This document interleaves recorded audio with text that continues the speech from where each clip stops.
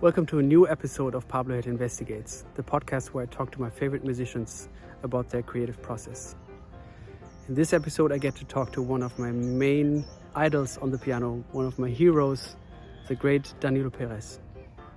I first heard him decades ago when a friend showed me Footprints Live, a very, very important album for me by the great Wayne Shorter quartet with John Patitucci and Brian Blade, Danilo and of course Wayne.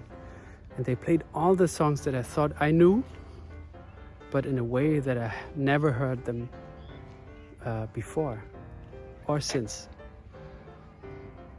The way they dealt with, finding a bridge between composition and improvisation, spontaneous improvisation or comprovisation, as Danilo calls it, or fear training, as he tells me in this episode, is simply unique and very, very influential and inspiring.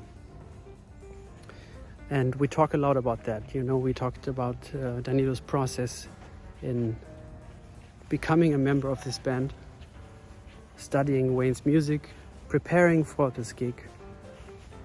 The first recording session that he did with Wayne, which basically was Alegria, which came out after Footprints Live. And we talk about important live moments on stage with the Wayne Shorter Quartet, in studio, on the road. It's basically the Wayne Shorter episode, if I think about it. I mean, next to the episode with Wayne, where I interviewed him, which was actually the first interview that I ever released. Danilo's enthusiasm and excitement and curiosity is very contagious. I was very, very inspired after this interview. And immediately when I do an interview like this, I want to share it right away. We waited a couple of months because we had also other episodes to put out, but I'm very, very excited to share this now with you.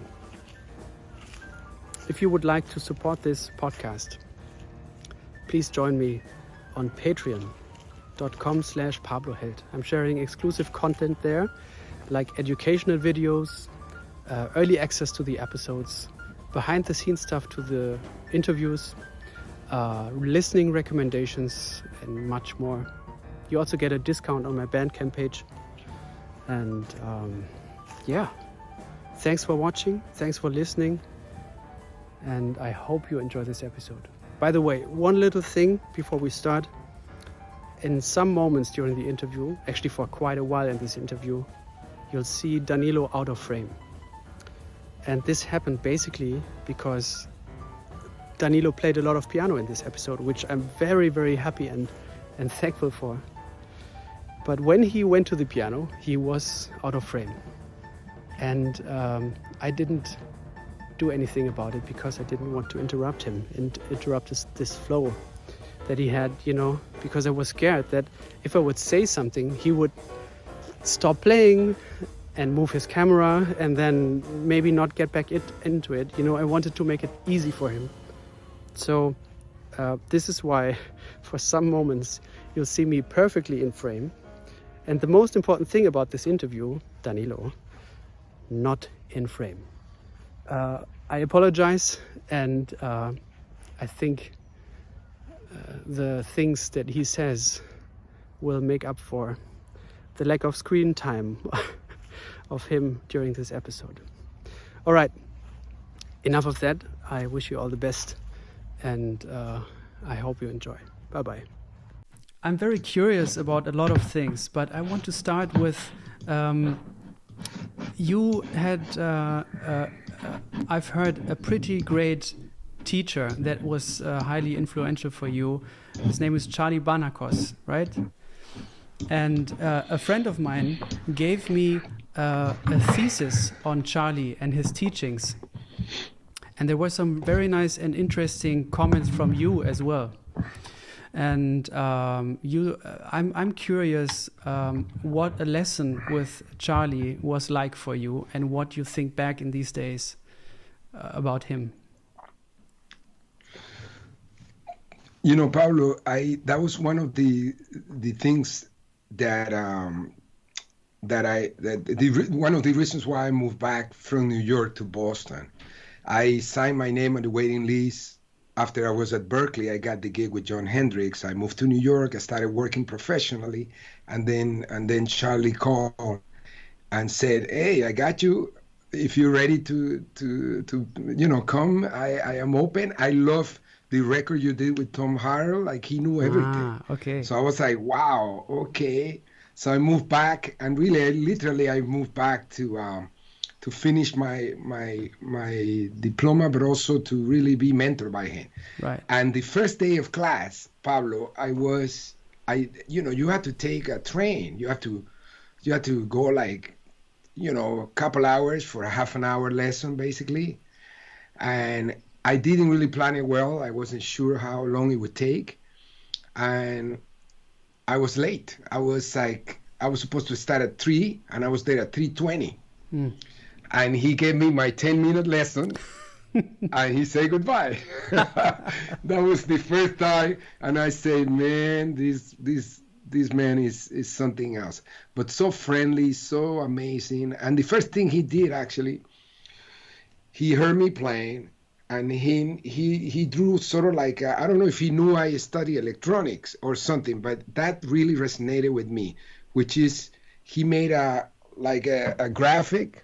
So he drew a graphic, and he said, "This is the order of notes are coming this way in this shape. I would like to hear you playing more jagged, like more, open lines." Yes. And for that, we need to study, Lay Coltrane, McCoy, Tyner. So that's how we started.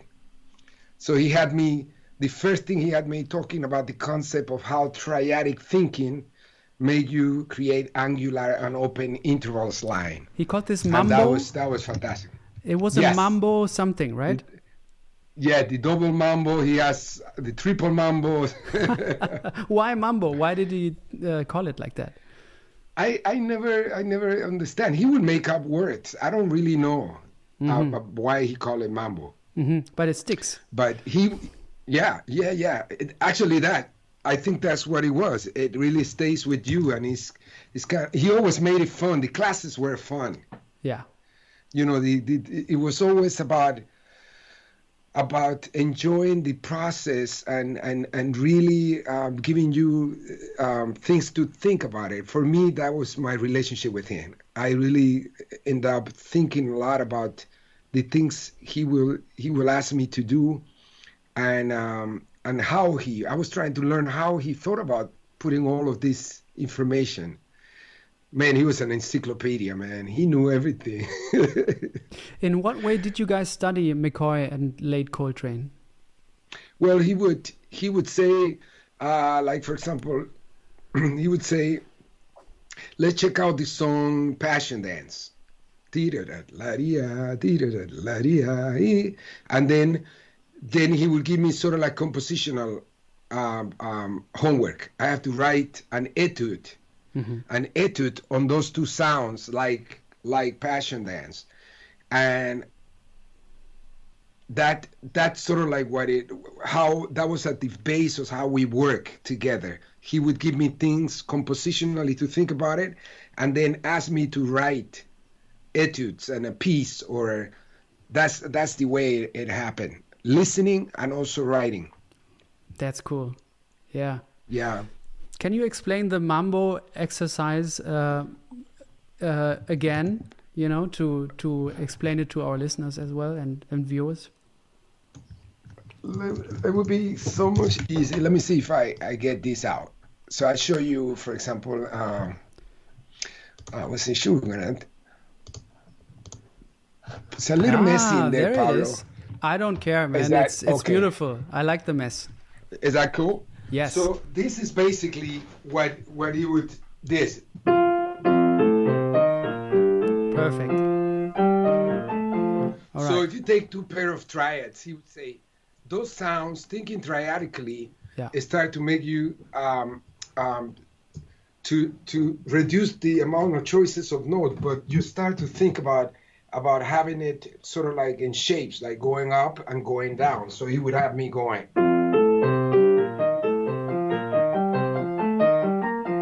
And then opposite. So like that. And then I start to write pieces out of that. And this is really what a passion that is. Yeah. That kind of shape. So I started going.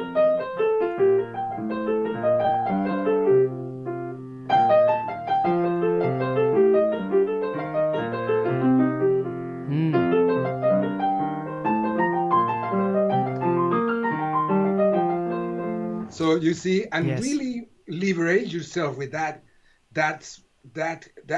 condense, and then start doing things with all adding rhythm, like 6 with those 2 groupings. When you have triad, I started to think in my own way to interpret those concepts and take it farther. Yes. I started to think about triangle shape. When you think of triads, you're already thinking rhythmically in triplets. Mm-hmm. So you have.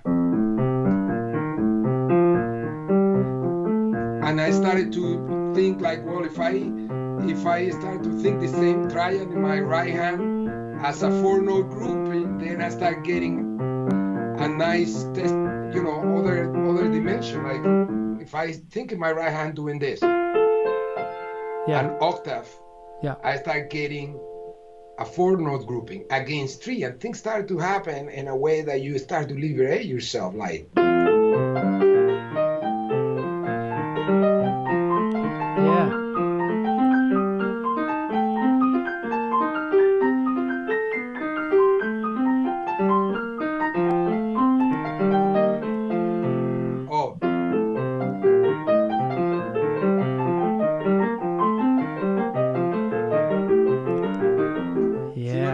Totally, so I started to create my own ideas about how, and I started to write pieces around that. Yes. And that was the greatest lesson that I got from him, which was the master the minimum, like a one minimum idea and just digest it, sing it, just live with it, and hopefully that will come up. That was the fundamental things that I work with Charlie. He taught me that, and I think he knew I was thinking electronically too, because he spoke to me and he resonated very deeply. I could also hear you taking this concept in not only in a melodic aspect but also in a harmonic aspect, combining those 2 triads. I can hear this in your voicings as well. I'm wondering, is there something, an idea that came to you after Charlie introduced that concept to you? Because that's, I think Wayne talks about this as well. A teacher puts the pupil or the student on his shoulders, and by that moment, the student actually sees more or different stuff than the teacher in that moment, right? So I've heard these things from you also in a harmonic sense. Yeah. Well, that start to that start to combine with a harmonic rhythm necessity, and definitely Charlie was one of the initial foundation. Also, actually, working before with Tom Harrer was one, and Dizzy Gillespie, actually. We've been trying to think about this, Pablo. I'm writing a book right now with Chase Morey, one of my students, and now he's a faculty. And I've just been trying to get this idea, like how this thing started to be fundamental in my thinking, like, how to relate. And here's that period with Dizzy, for example. I remember the question I asked Dizzy. This is what started this. I had a C minor 7 flat 5 chord, right? And Dizzy will say, da, da, da, da, da. Yeah. He could start the phrase, he could start with that note. He could hear it. And I asked him, how do you hear that note? And he said, that's a C minor 7 flat 5 for you. For me, is E flat minor over the 6. Yeah. You see? So I started to think about that. If you start to think tetracordially about things, the hearing and the harmonic rhythm and all of that start to take notice for you. And the Wayne Shorter Quartet was the final lab, like the graduation I needed, like to play with Wayne, such a genius of coloring. It gave me the opportunity to practice and to think tetracordially and develop that concept of tetracordial playing, which is when you have a center, for example, I'll make it as very simple as that, but when you have the wheel of the F sharps going F sharp, C sharp, G sharp, D sharp, and fifth up, for me, I'm just talking, this is not the feeling for me is that harmony or that chord, like let's say C, it's almost like you put a flashlight on it and it gets more light on it and it becomes more like you need to put glasses on in order to know. So bright. It's just so bright. And if you follow that order towards the flat, then it starts to become darkened in the sense of the feeling. So, for example, if I take two tetrachord being a C major scale, the perfect 4 between C and F, C, D, E, F, and then G, A, B, C, you get this sound, right? And from that, you start to add, let's say, for example, you add flat. 1 flat, B flat. 1 flat on the left, 1 flat on the upper tetrachord, on the lower tetrachord, on the upper tetrachord, and then you're back to 1. So that's emotionally has a feeling.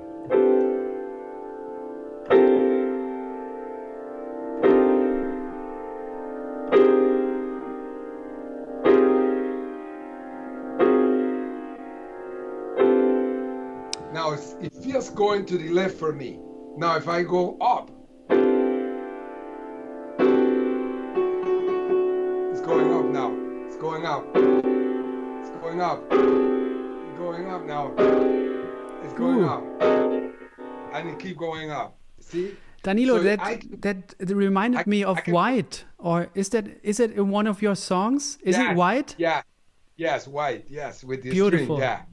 Yeah. Yeah. So now I can see. I started to work emotion. And this is what I've been actually doing lately. Like with Wayne gave me the opportunity to experiment with this because his music is so full of tetracordial, what I call tetracordial voice leading.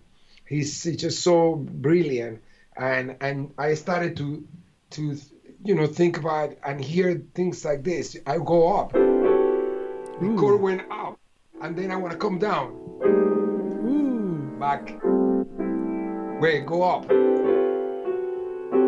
go down.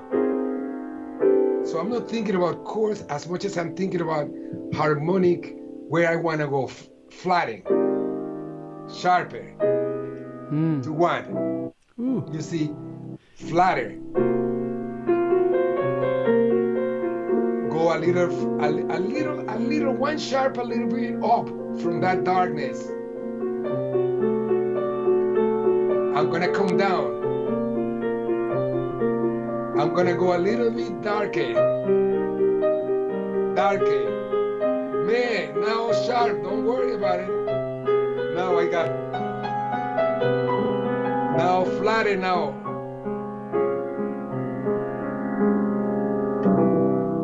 You see, so now in that context, I start to organize my practicing so I can go.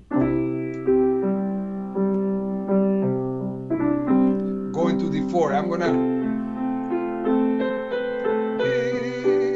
and keep voice leading.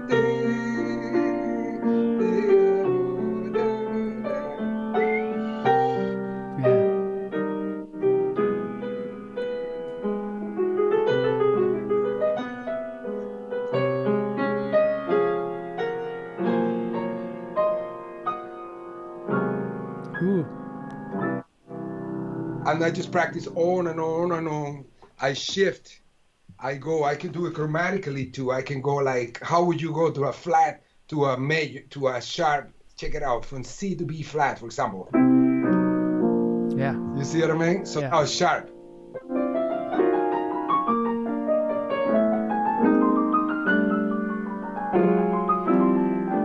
And you can go on and on. You can make it. You can do it in major thirds too. You go C major, for example, tetrachord. I go the first tetrachord, C, E, D, F. I go to sharps.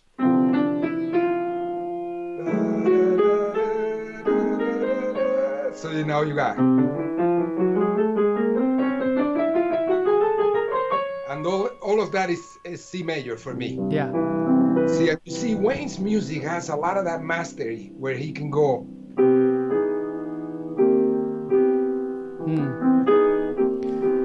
See, now I say, check it out. If I go like this, which is gonna answer the first question you had. If I start thinking tetracordially from the exercise of like triads, for example, I started to organize things with the permutations. So even if we see, I can go.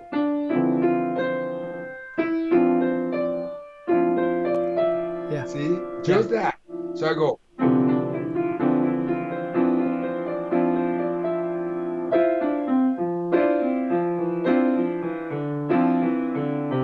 Now I do that with E major.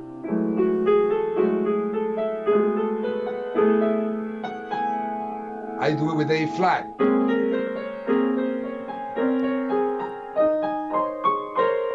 Yeah. Like that. And then I mix it up.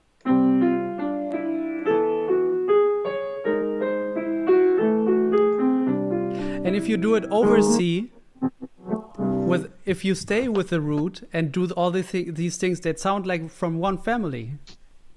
Exactly. Those are called, for me, I call that, Pablo, the yin and yang of C major. Yeah. The brighter side of C major and the darker side, in a way to, how do you have the brightness, which is the E major, that's brightened up. Yeah. It goes light and this dark. So in that way, I'm practicing my emotional, whatever I wanted to, like with Wayne, that gave me that. I feel so, so much gratitude because I make so many, wrong choices, mistakes, but I kept looking for this because I wanted to support him. Because when he has that support of tetracordial colors, he just flies like incredible. I mean, when you have that freedom, he just goes anywhere. And I understood at one point I needed to get quicker making, is it going up? Is it going down? Is it staying around? And I remember some people say he would do like this.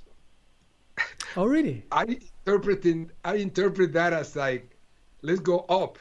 You know what I mean? And sometimes we will be in a tonality and I start experimenting, hearing other things. And he could feel the gravity coming down to the resolution, and he would say to us, the mid years of the quartet, he would say, "Oh no, stay out there." Beautiful. And I started to understand why sometimes he was very specific about calling a note what it was. A G sharp versus A flat. He would make sure it's like a G sharp and this is an A flat. And I started to notice why this is what it is. This now sounds to me like G sharp would be the third of E major, right? And this would be A flat. You see what I mean? And I started to feel how that name is starting to, wow, that sounds like G sharp. Yeah, that sounds like A flat. I somehow started to think different. Danilo, feel free to stay at the piano. I love this. You know, this is incredible. So whenever you feel like showing something, go ahead. I can't focus too much about a conversation, but we're Oh, gonna I stay. love it. We'll do a part two. We'll do a part two. Well, no, but you know, this is great. This is, by the way, this is what I've been developing and teaching at the Global Jazz Institute. Everybody has to kind of connect with some of the aspect of the rhythmic aspect of this music that I found very foundational, which is the 6/8, the 3, the idea of perceiving time in a certain matter. Yeah. You know, threes and twos. You know, exactly, like 1, 2, 3, 1, 2, 2. At the Global, we work a lot in this, and then we work a lot in the tetrachordial concept. You know, to get to make progression more like to liberate you in a way that you can accept notes that you normally wouldn't accept because of the way that you are hearing and thinking about it. Is that something that, because I'm very curious, Danilo, there were certain moments that I know that you've witnessed firsthand, Herbie and Joe Zawinul comp for or play with Wayne Shorter. And I think you were present the last time when Joe and Wayne played together at that festival in a silent way, which is recorded, which is one of my favorite recordings. It's so beautiful. It's unbelievable. But my question for you is, and there's concerts then at the Carnegie Hall when Herbie sits in at 2003 with the quartet and in duo with Wayne. And you've seen those two people who are so closely associated with Wayne and have such a shared language with Wayne. So my question is, you hear this, you're there present. What does it do to you when you have to get back into the piano chair comping for Wayne? Man, it's totally, at the beginning it was just overwhelming. It's scary. I was totally just self-aware and what I just heard and the responsibility. But I also recognize one thing. For example, when I remember we were in Germany somewhere, and I remember hearing Herbie playing duo with Wayne, and I started to notice like the elements that Wayne talks about at the beginning of the quartet is this. There's no such an interruption. There's no, you know, you can cross me by, you can pass me by, you can, don't worry about, just try to move, have ideas. Not so much in terms of music, but he will relate it to like, let's keep like the children conversation going on. Yeah. Let's keep it like that. And when I hear it with Herbie, that was the one thing that hit me right away. That you know, Herbie might land in a chord, there was a little different of what Wayne might have suggested, but they found a way to make it into another opportunity, and every moment was an opportunity, and they didn't stop to judge the moment. Yeah. And that was a big lesson for me, that take the judgment away as you are doing this. And I had to practice a lot and change my practicing basically. You know, I did change my routine immediately. I started to think about how do I practice to not make my experience playing that way.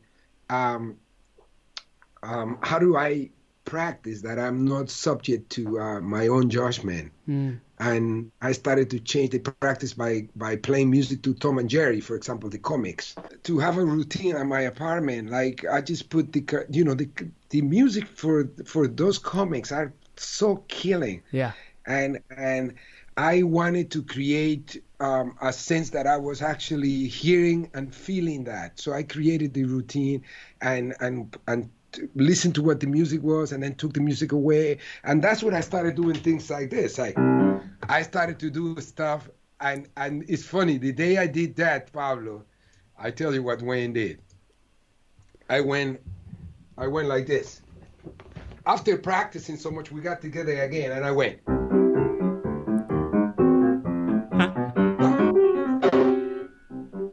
And Wayne looked at me. Wayne said, "Cartoons, yeah." Beautiful, yeah. Comics, he said, "Comics, yeah." So I started doing things like this. Yeah. Yeah. And then John and everybody started doing something, open up, you know. My practicing changed. I didn't have to think about what I was doing. And this all came together for me, Pablo. I had to tell you, you know, playing with Wayne, going back to that question you asked about being self-aware of hearing him with Joe Zawinul and Herbie Hancock. To have Wayne so close on the piano and the way he looked at me during the beginning of those tours was super scary. He had a face like this, like, no matter what I did, he just looked like this. Wow. Yeah. And I started to get, you know, like nervous. And I asked Brian, "How are you feeling?" It's like, "I don't know. You think he's digging it?" We didn't know. And then John, "Oh, he's fine. He's bringing music, so that's good." Then one day I said, you know, I just have to ask him, because I had no idea when we start getting in these ramps. And I don't know where things are going. I don't know what meter we are, sometimes I don't even know what tonality we are. And he sent me to watch a movie called Event Horizons. Oh, yeah. Scary. You know? Scary. A scary movie. Yes. But there is a part there, Pablo, that a brother gets thrown out of the plane. Remember that in the middle? Mm-hmm. And he's with the jacket, hoping, like he's getting thrown out into the universe, into the Milky Way, and he's start to think, how do I get back to the spaceship? How do I, you know? And at that moment, this is 2:00 after the concert that I started watching this because Wayne recommended me. I started to say, Pablo, I said, "Man, those are the questions I'm having. Like, why did I get myself in this problem?" I hope this works, you know. And he pulled out the jacket, the strings of the jacket, and it works. And he get him back to the spaceship, and he screamed, "Here I come, motherfucker!" You know, like that. You know, so next day, we go and perform in the Tivoli Garden in Copenhagen. And the whole thing happens again. Wayne has the same look. I'm getting a little, you know, self-aware again. I'm losing my confidence. And I went beyond him and look at there's like a carousel with horses, like, you know, and I saw that. And in the middle of Footprints, all I could do was this, like, whoa, whoa. Like I just went like that, like a horse. You know, I went. Yeah. And Wayne turns around, like on the piano, he goes, "Yeah, horses." Wow. And that was the license that I needed to start thinking more visually, having more connections with images, and do more of that type of practice. And I think that, together with the hearing Herbie, hearing Joe Zawinul, changing my practice to do it in a different way, starting to what Wayne called preparing for the unknown. You know. Isn't that the same, like in moments where we face danger or unknown things, we are almost capable of superhuman things, like there's a story of a mother and her child under a car, and the mother is somehow able to lift the car a bit so to save the baby, stuff like that. I think somehow Wayne put you in that position, and then you came Absolutely. up with the solution. I absolutely, Pablo, Wayne. I mean, there's so many times I start to understand those places that he invited us to be a part of. It was like an invitation to another galaxy, and if I talk too much about it, I start getting very emotional. But it was always. It always came down to some kind of performance therapy for me. Yeah. Something shifted at a very profound level in terms of the experience I was going. Many times I didn't even had an idea how the things went. All it felt was it seemed very short sometimes, and almost going into another state of mind, kind of, and a lot of times it was triggered by this nervous feeling of not knowing how we're going to start, how we're going to end, how things are going to evolve. Yes, I agree with you. I felt many times that vulnerability, and out of that, I just sort of like trying to slow down my breath and kind of journey out with him and pay attention and try to be there. I'd like to ask something very specific. I want to go into Prometheus Unbound, and there's a section da da B flat major D over B flat 7 sus. And then this chord with the E flat on top, D on the bottom. Oh. Yes. Yeah. Yes. And then E and G and E flat, I think, right? I was wondering how you think about that chord. That's it. Yeah.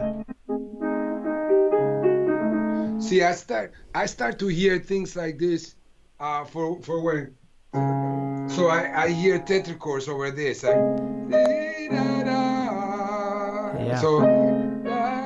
I hear that over that. Yeah. And it's all out of the root of that D flat that turns brighter. This is a dark version of that. Yeah. See, it seems like all voice leading basically, and every time that chord came in, I started to hear different things. If I hear, for example, and that's an experiment that I really encourage. If you hear the root, try to hear the root in this place, then you try to sing the tetrachords that come to you naturally. That's a really good practicing, because sometimes when you play with people from other cultures, for example, they hear the root, not where you hear it. They hear the implied root, especially folkloric musicians. They'll hear the fifth as one, and they start to hear funny notes, So this is a good example of how to experiment with change the voicings. If I go, sometimes I will hear like a diminished kind of.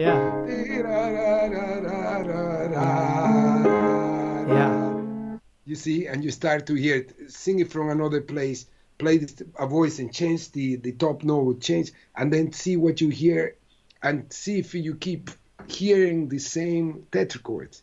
That's a very good practicing. Yeah. Because as you shift the voicings, you might hear other notes. I think that's the brilliance of what Wayne has, these natural abilities for this that he also studied and he inherited from checking out the masters like Ravel and Debussy and all of Wagner and all those people too, and he's a complete genius, So that's one thing I learned from Wayne, that if you start to relate to the tetrachords emotional and really hear, you might come out, the process might be simple, but the end result might be really complex. Yeah. Exactly. You Yeah. see, and you know why I say that? Because one day I end up in this chord. So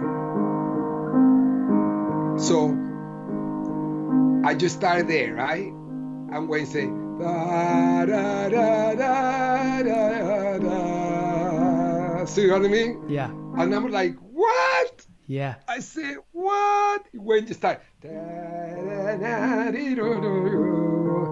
that's like unrelated in so many ways. Mm-hmm. It's so what he's hearing is this.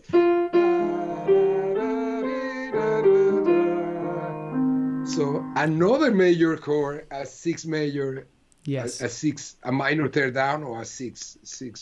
So I started to understand. Wow, sometimes he's hearing these simple words that are coming together to create this complexity of sounds, you know. But he truly heard that. That's where he started, and I was like, what? Yeah. Woo! You know? I've heard him and say. That's what I was interested. I've heard him say to pianist Richie Byrack. He told he played with Wayne, and he asked Wayne, like, how can you play what you hear? How can you come up with these notes? And apparently Wayne said to him, don't let C minor 7 prevent you from hearing any note you want. Isn't that great? Such a great, yeah. And I think that's just what happened. That moment that you described. That's what it's about, right? Yes. He's not. You know, I mean, as I've gotten myself deeper into those sounds and showered, you know, within, I start to understand that there has been a very elaborated and careful process in assimilating these sounds, you know, and as you make the relationships as you go about it, and Wayne has been able to invest himself in dimensional playing, what I call, which is what he gave us to learn to play in different dimensions, and that's one of them. You know what I mean? It nowadays I can analyze it, I understand it. Yeah. If you break it down, that octave in 4 minor part, that's a diminished chord, and that F is still a part of that dimension. It's almost like, I call that, when I teach at the Global, I teach that as a portal, like a portal to get out to another Earth. Like this is Earth 1, right? That's it. So the F major is part of that Earth, but in another dimension. Right. Yeah. Like the same concept with the E and the A flat. You know what I mean? And I think it's so galactic that without, we never talk about this, but my interpretation is it always felt like dimensional playing to me. That's beautiful.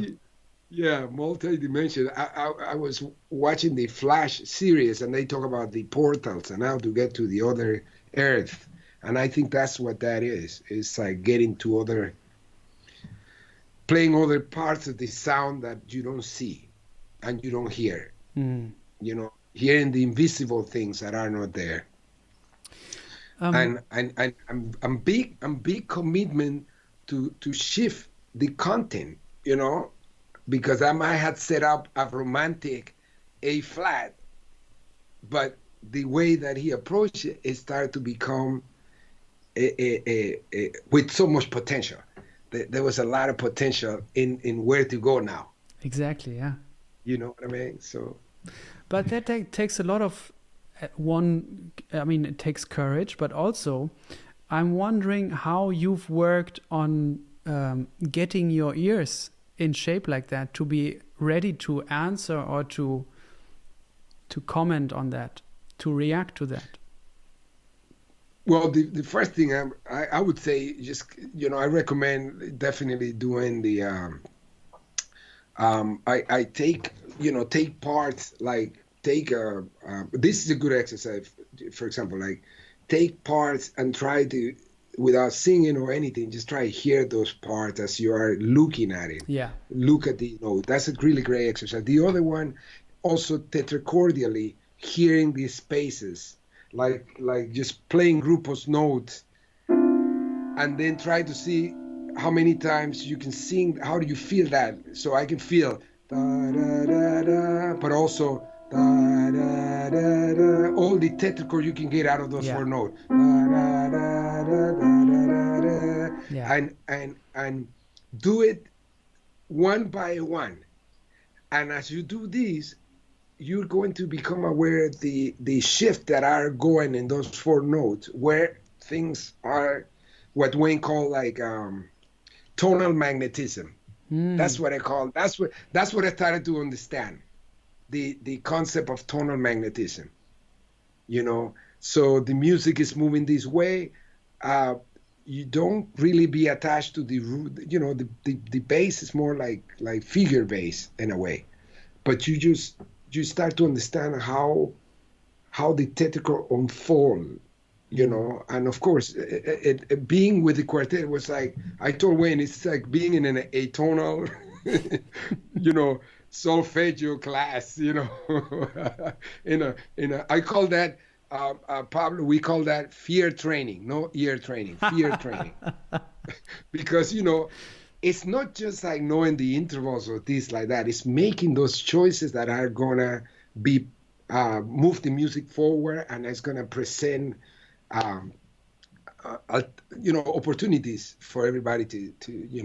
And I think, John, we work on it on the sound check. We started to use sound check as a platform to create the habit, which I would highly recommend. For example, the way we behave in the concerts is most the way we did the sound checks, which is playing ideas, throwing. Sometimes just throw my hands on it and see where that goes, and then we just experiment. It was sort of like in a group. Wayne was never there, so we just had a lot of fun. As in the sound, we loved the sound check, no matter how tired we were, because we knew that's the way that gave us opportunity to work on the habits, or in the behaviors. I would say more. I've witnessed a couple of sound checks of you guys. I was there early, so I got to see right? it. Crazy. Yeah. You saw it, right? Yes. And it's sort of like that. I start with something. Sometimes I was stuck with some voicing. Sometimes I'll take a little part of a piece. Sometimes we loop this. Sometimes we play a standard, whatever, but we always refining that process. Yeah. So when we get to the gig, to the concert, we felt pretty much an extension of the sound check, basically. Yeah. I was wondering, Danilo, that concept of the colors, changing the chords, colors, bright, dark, that kind of concept. Is that something that you've talked to Herbie about, or maybe shared ideas with him, or do you have an idea about how he thinks about that stuff? Yeah. I've been observing when he does sound check, and I notice Herbie he works a lot, and he takes a sound and he moves them around, like a diminished chord, for example, and he moves them around, like, through the if scale. you take like this, yeah. Oh yeah. Like, let's say if you take a major third, for example, in a diminished, you go, then the next one will be 4. Then the next one will be third, like that. Yeah. So I've seen him do it with, like, let's say it takes 2 major thirds.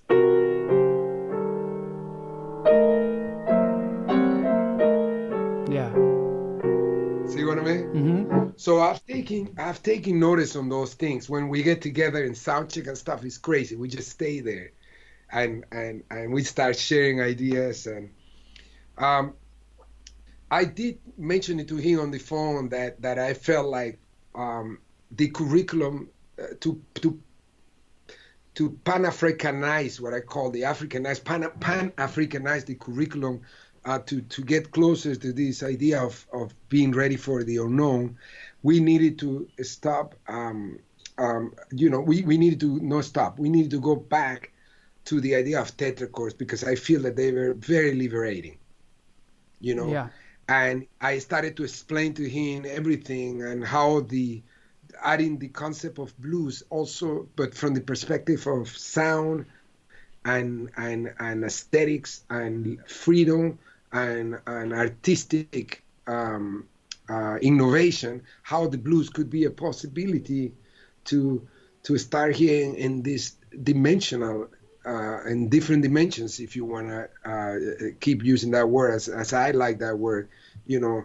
And the blues, because the blues come from those tetrachordial, if you look at the context, it's like you play a chord and most of the time those notes that you're hearing has really nothing to do in a you know what I mean, and you start hearing it. And this is sort of like the what I propose, that we actually start from the foundation of tetrachordial thinking and teaching. So if you're in C major, you know, and I truly hear da, da, da, da, da,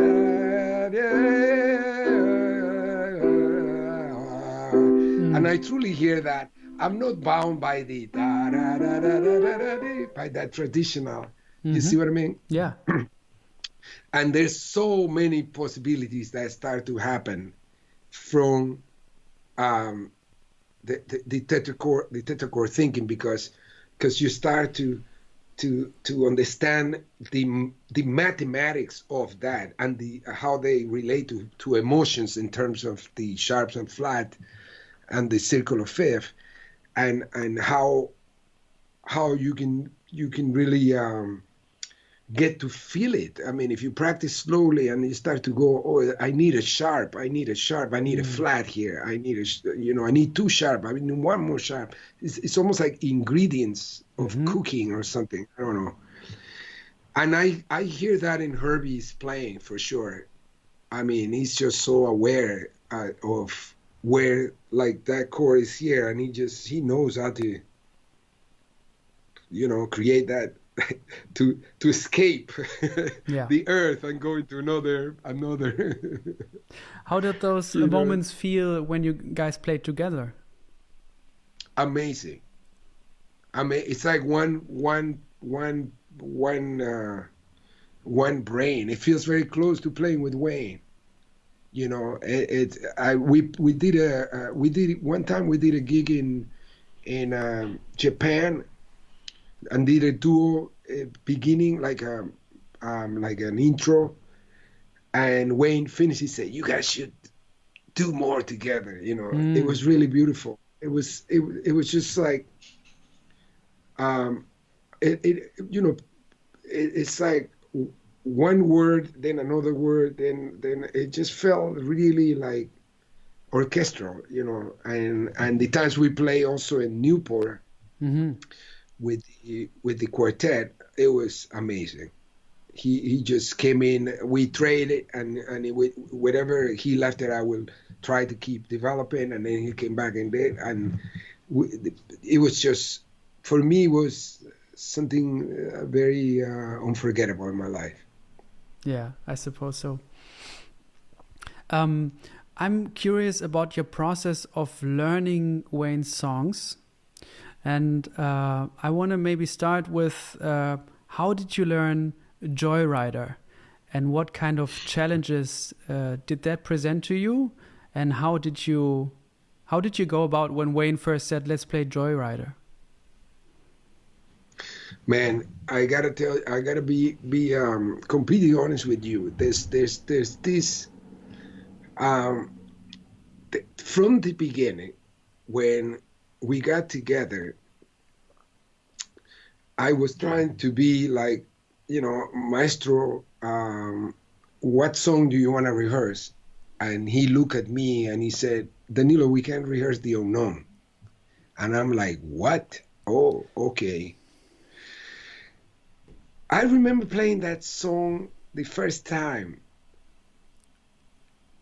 and that felt like you just left the earth somewhere else, and you just completely lost, man. It's like there's no chord changes. Yeah. There's no, you know, like I until this moment, I do still feel that part of what makes that song for the quartet work so well was the fact that we could actually support each other in those moments where we go out. Mm-hmm. I started to understand. It really felt to me, Pablo, like um, more of that, like couldn't it for some weird reason it felt like when I was learning Bach pieces. Mm-hmm. That's what I started to more of resonating with the idea of contrapoint. That's it, and then with the different tones that things will generate as as a as as where they wanted to go and they were going. I noticed that Wayne knew exactly. He could stop playing, and even if we went somewhere else, he knew exactly what part that was. And that started to show me another type of practicing, Pablo. The idea of practicing what I call the like turn the melody up in your head.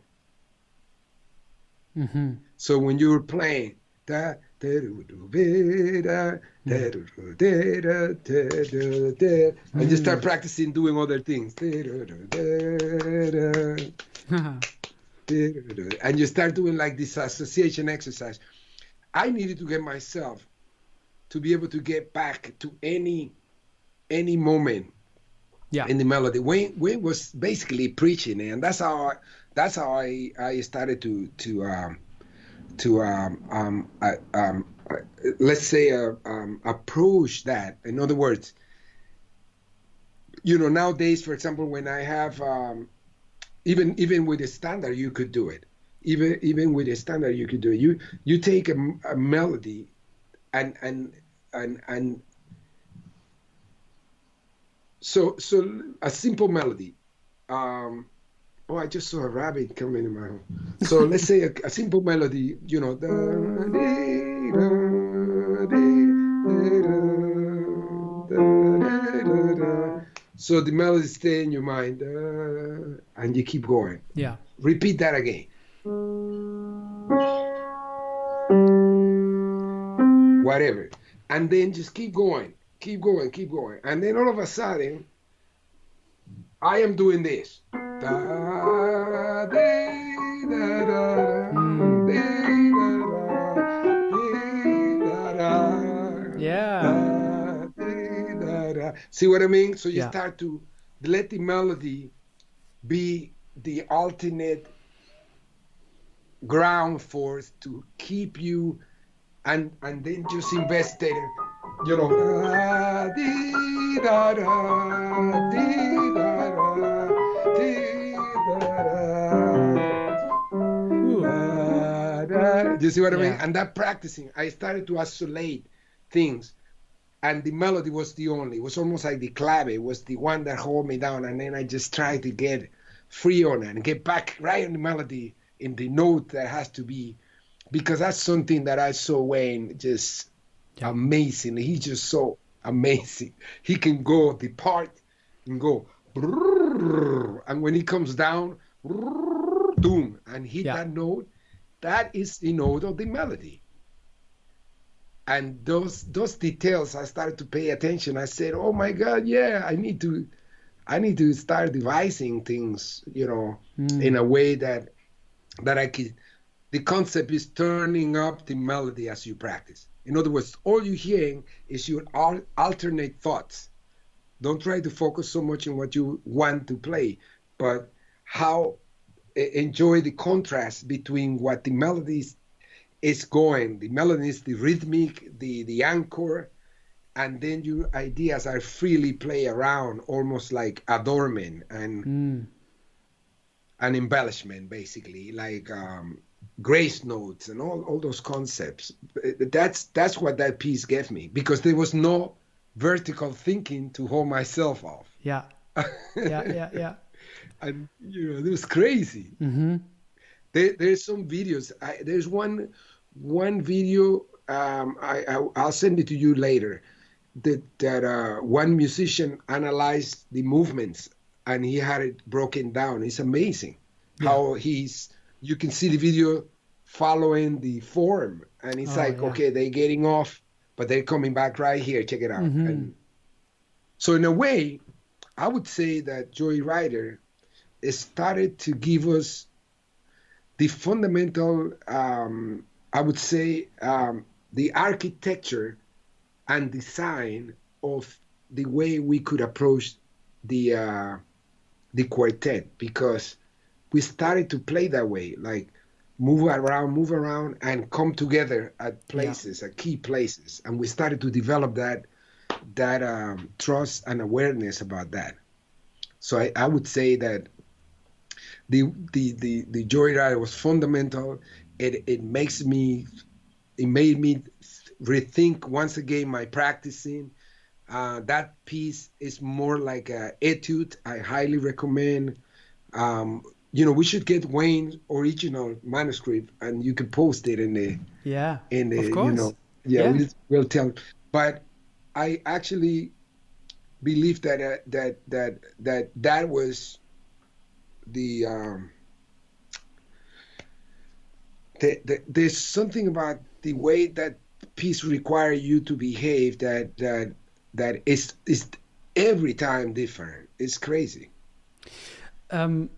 I had a feeling about this song, which is why I asked. I was suspecting something like this, because to me that piece feels like a prism. You can go so many different ways, but still, you're saying there's no chord symbols in the original sheet. I have a few original sheets by Wayne, and some of them are with chord symbols and some of them are without, and very specific voicings. Yeah.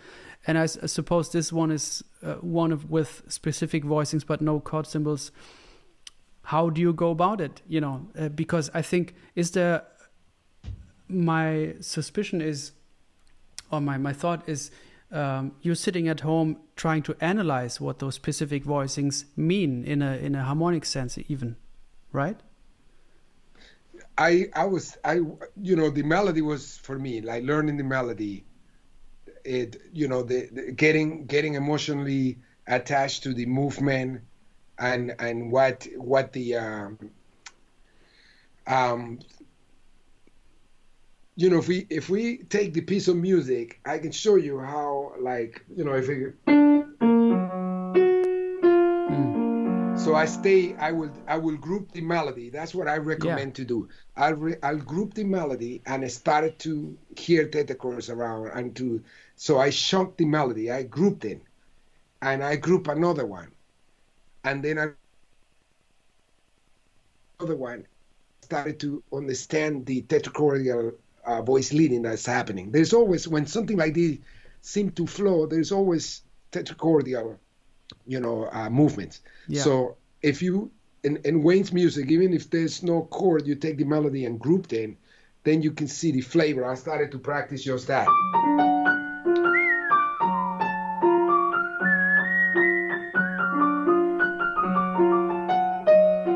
So I take,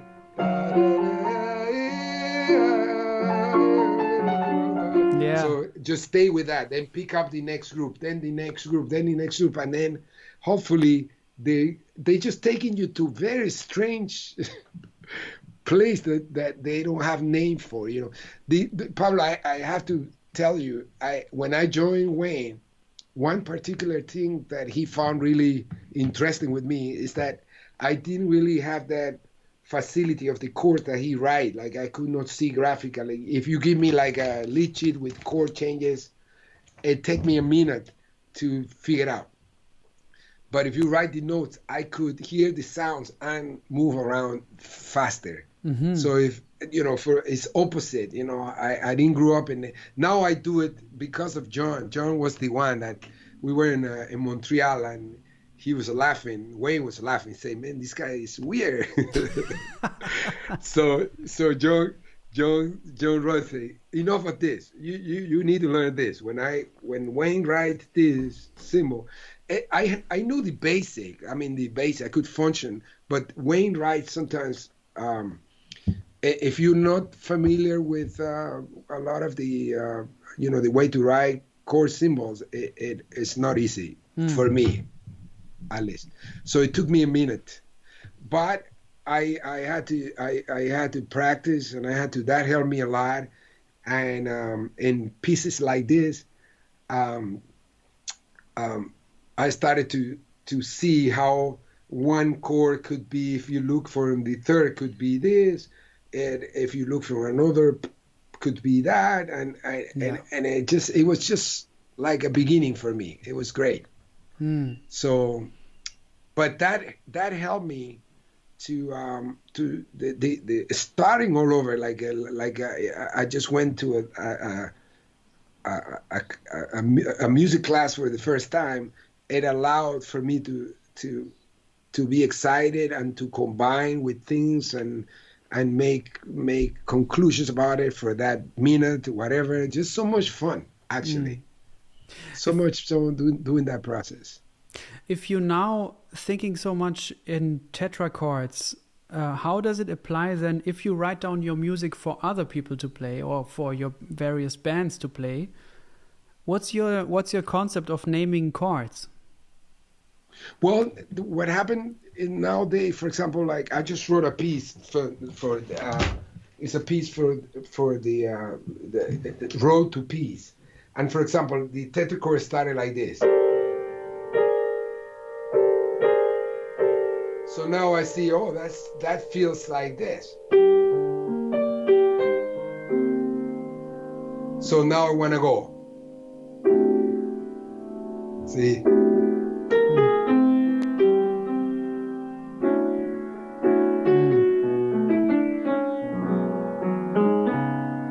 Look, this is interesting right here. But if I hit tetrachord, I could go against this sound.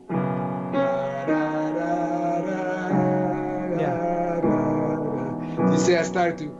But what happened with the tetrachord? They help you to route tonal magnetism, but at the end, your ears are going to start deciding, oh, that feels like a G minor, that feels like when you write it. Yeah. You see what I mean? Yeah. So I do use it in the process of writing and the process of performance and playing. But at the end of the day, you can start to see the voice leading or where progressions are moving, you know. You see what I mean? Once you write the chunk of the colors, then out of those tetrachords you have, 7 notes, 8 notes to write a different bass figure. Mm-hmm. You see, and that's how I'm thinking about that. I just wrote one for my wife that I'm very, very. Let me see if I play you a little bit. It hasn't been, but I just wanted to. It's a very adventurous. There's one, but there's an interesting color that happens that this one, like here, for example, this is a beautiful one.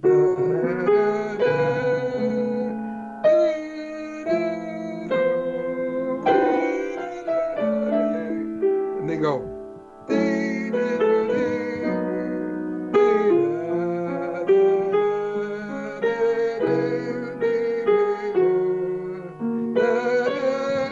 Check it out where it goes.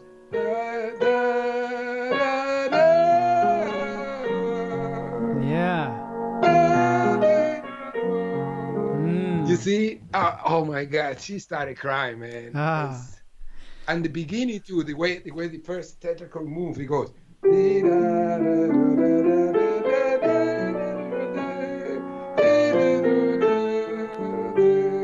Look where it goes now.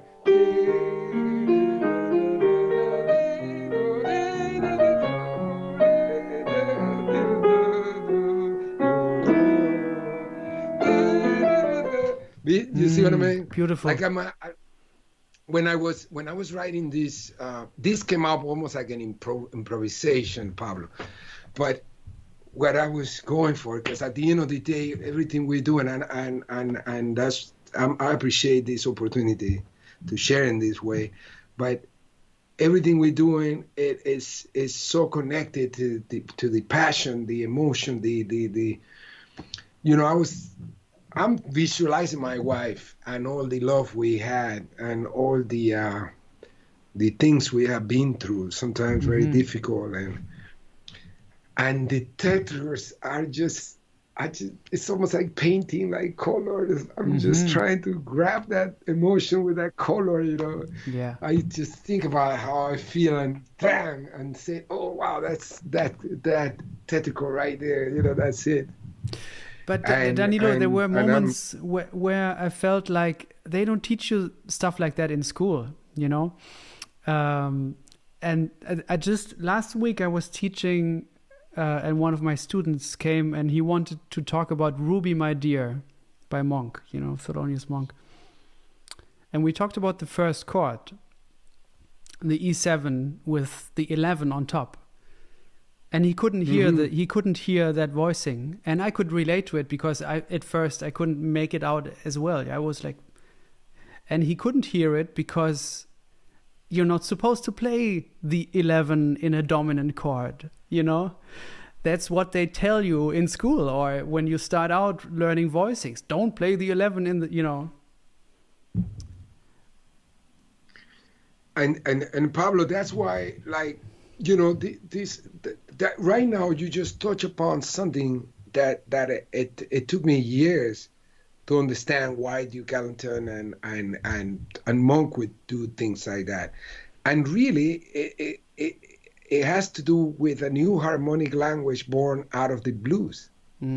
That's just a blues, the conception of the license that the blues allow.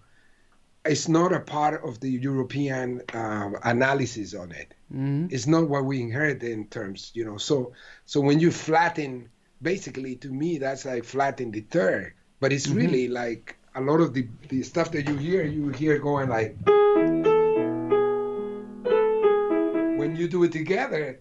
Yeah. You know what I mean? You know what I mean? Yeah. So that's like, to me, that's like when I hear this like a question mark on a chord that has a gravity to. You're putting a little question mark on it, like. Yes. But if you look at it, a lot of the blues that we play, like if you play something bluesy, you're gonna go to that four. Yeah.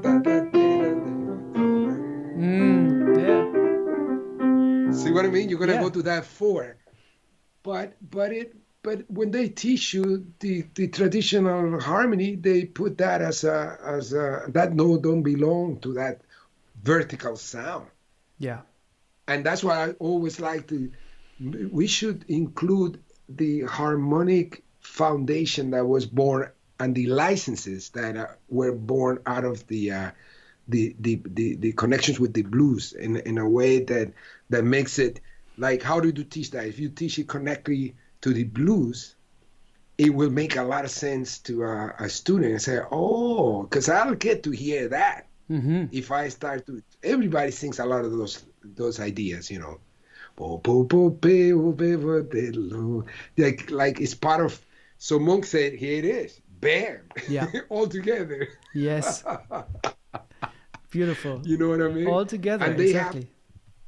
And and they question each other. Like when Pablo, that's actually one of the best examples you could come out with. That's just amazing, because what happened is, because of the nature of the intervallic, the interval itself present an emotion is drastically a prime dissonant, you know.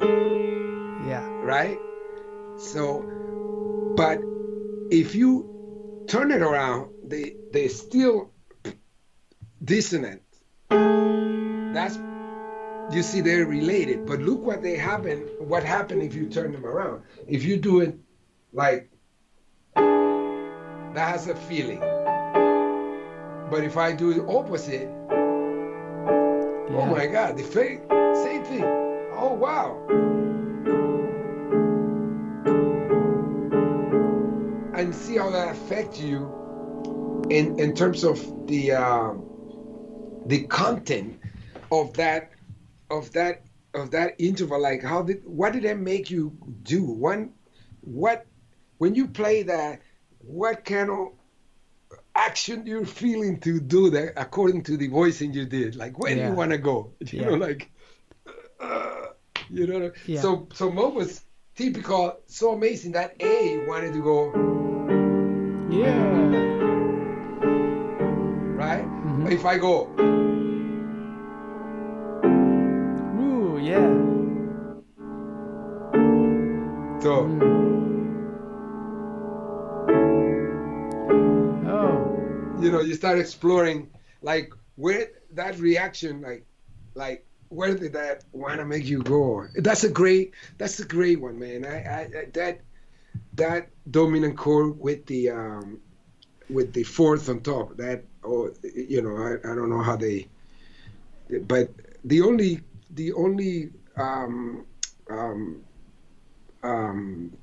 idea I have is the connection with the blues, with the impact of the blues and the harmonic hearing of these incredible geniuses. I have another idea actually.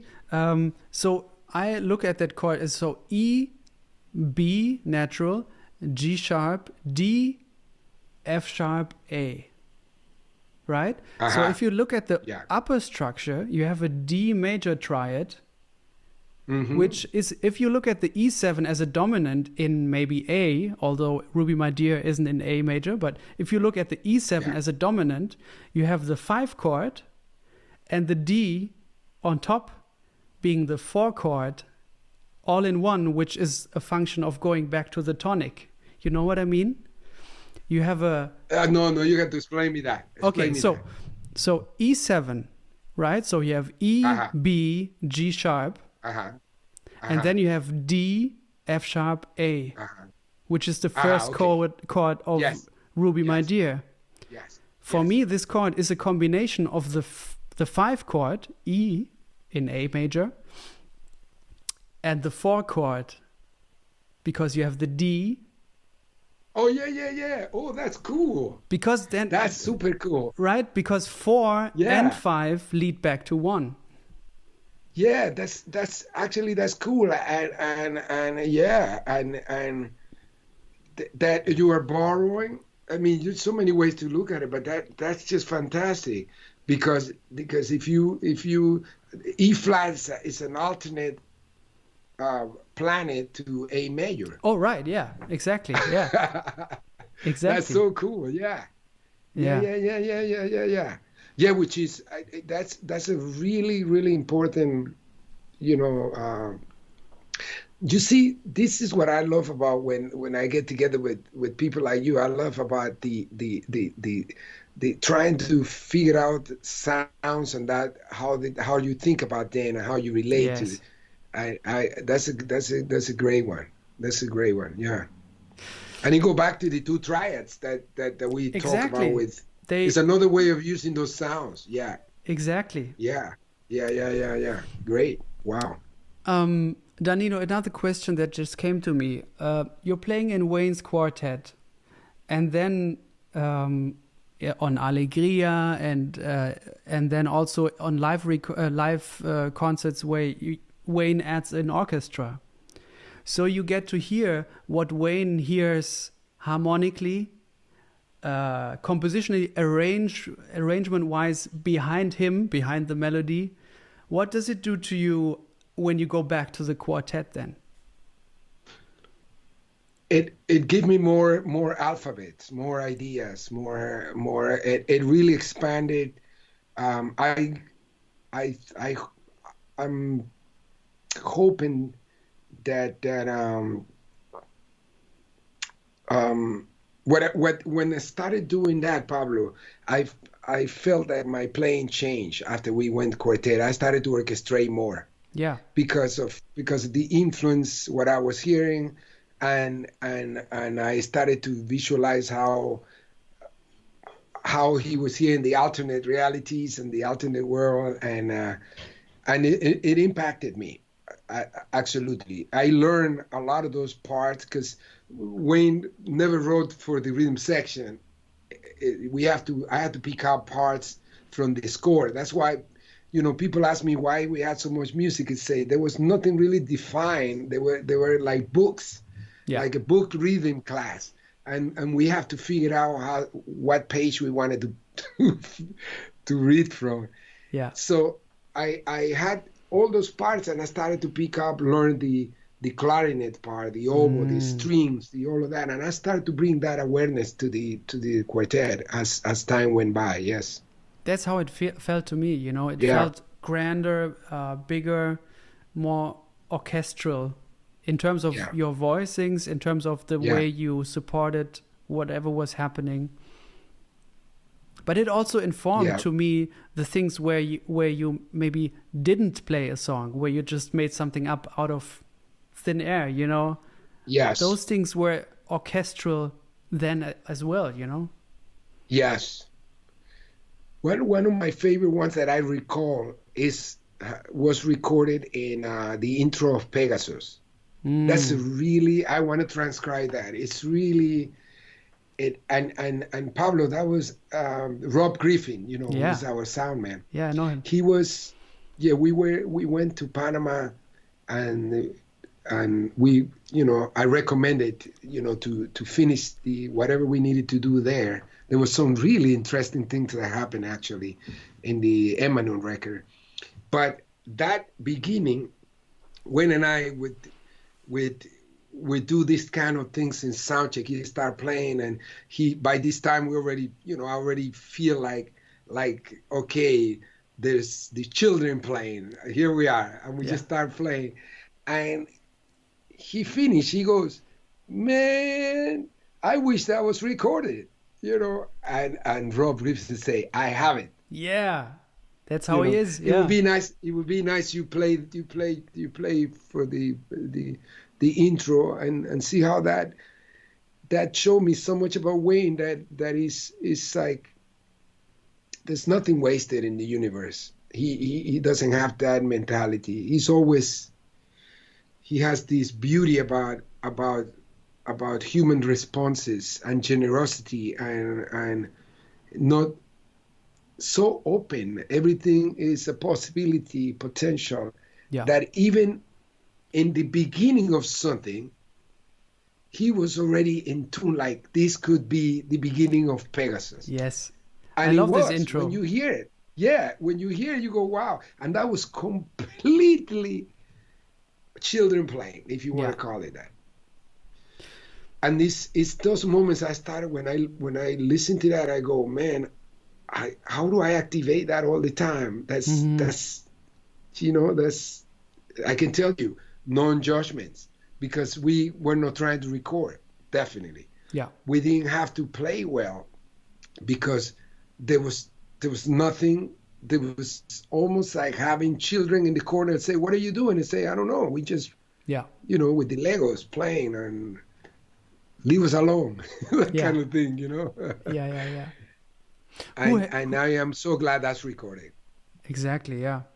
Who had the idea on Lotus to overdub those chords during your solo?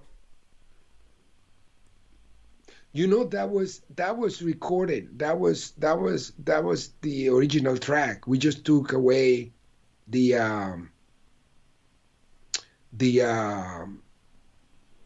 you mean in the middle of the song? There's a section where it's like major chords, and they drop in, I think, da da boom, da boom boom, 1 2 3 4, da da boom. I think they're like minor thirds apart, and there's a moment where where the orchestra drops out, and the quartet goes wild over those chords, those 3 chords, and you're playing, but I also hear big chords on the piano clearly being overdubbed in the end or before. Oh, I don't know. I have to pay attention to that, Pablo. You are something. I had to give me the number. I don't remember that at all. I think it's Lotus. Lotus. Yeah. Okay, I'm gonna check. Can you send me the minutes? Yes, of course. Send me the minute. Yeah, I'm gonna check. you can expect anything from this. When and I go wild, crazy, I have to pay attention. I noticed what one of those things that we did that we did in Panama that was interesting. The orchestra was a little off in terms of it didn't feel correct, and I remember asking Rob Griffin to move the orchestra a beat, and everything came into place. So I don't know if that might have affected, or it might be an overdub. Yeah, or I send it to maybe you. I an send it to you. idea. Yes, send it to me. Send it to me. I'll you know. Because I'm curious because on some studio recordings of Wayne, I have a feeling that he has very interesting ideas about overdubbing or adding something. Like where's this part where there's multiple Waynes on the Allegria record. There's a quartet piece and there's like 3 Waynes playing at the same time. And at the end, you guys all laugh. You know what I mean? Oh yeah. Pablo, you are one of the first one who mentioned that. This laugh to me symbolize that session was supposed to be a different was supposed to be Terry Lane. Terry Lane Carrington, I want to say publicly, she is crucial in my connection with Wayne. Yeah. She was the one who recommended. She recommended me to be a part of that, and I'm eternally grateful that Wayne became aware of me. He saw me to playing with Dizzy Gillespie, but I know Terry was very important in making it aware, to give me an opportunity. And I would say that recording Terry couldn't make, and Brian came as a sub because we have been working in my record Motherland, and Bob Sadon, who was the producer, he heard us, the 3 of us playing together. So he recommended Brian. And in that record, I think it's Sakayuya, Yes. the one you know. He smiled at the end, Pablo, but I always remember that as something like because that was our first take together. The track you heard is the first time, so it went from the beginning to the end, like no rehearsal, and Wayne was like laughing, but the laugh for me always meant like like something's about to get formed here. Yeah. That's what it symbolized to me now that you mention it again, because I had that memory. I was always wondering why he was smiling, and I think he was smiling because it felt like children playing with him too. Yeah. Like, I found my children, kind of. Yes. So that was actually because Allegria came out after Footprints Live. But was recorded before. And it was recorded in several sessions, I've heard, right?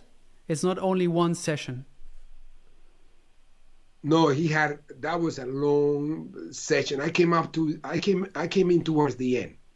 He had a lot of different people putting piano, and that was sort of like my audition. It was very scary, to be honest. And I have a funny story. Can I share this funny story? So it became my audition. I went to LA, and in the rehearsal, there's actually two funny stories that I remember. One was that in the recording, there is, I think it's Allegria. Actually, there is a vamp, and there is like a major chord. I don't remember, it's D major, B flat. I think it's D major.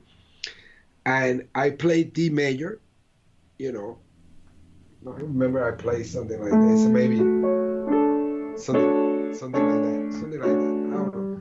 And he said, Danilo, that chord, you got to put water on it. You got to put water on that chord. And I said, what? I started thinking, man, I went to the conservatory. I went study at, I know I transcribed. I never heard of a water chord. I mean, what what is that? So it didn't work. So we left it. I went to the hotel, and I was like, what is a watercolor, man? Like, what?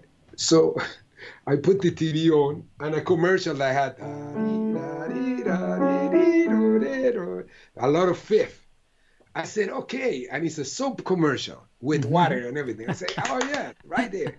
So I started writing the voices with fifth. And the next day, he called the same song, Pablo. And I played this. I remember. I played something like this. And then he goes, yeah, but the water has to be complete transparent. No mud on it, no mud. I'm like, oh my God, okay, wait a minute. So I went like this. And then I went. So I took out this. Yeah. And years later, I figured out that's what he was perceiving as mud. Wow. The little mud on it. So, and I was like, oh my God, this is going to be a trip. This connection he has with the inside making of those sounds, he could perceive that major second in there as a little mud on the chord. Beautiful. Yeah. And then the other stuff was about, we started to play one of his songs, standards. And in the middle of the solo, in the middle of the turnaround, I did what McCoy did on the record. Like there was something, I don't know, it was something like this, like something like that. And he was going to play a solo, and he stopped, and he said, oops, Blue Note Records. Wow. And he ran away. I didn't understand what he meant. And Terry told me, you could do anything you want, but try to find your own things to play over that. He's gonna. So that was it. That was really funny because he was gonna solo, and I did that. Yeah. And he goes, oops, Blue Note Records, and ran away.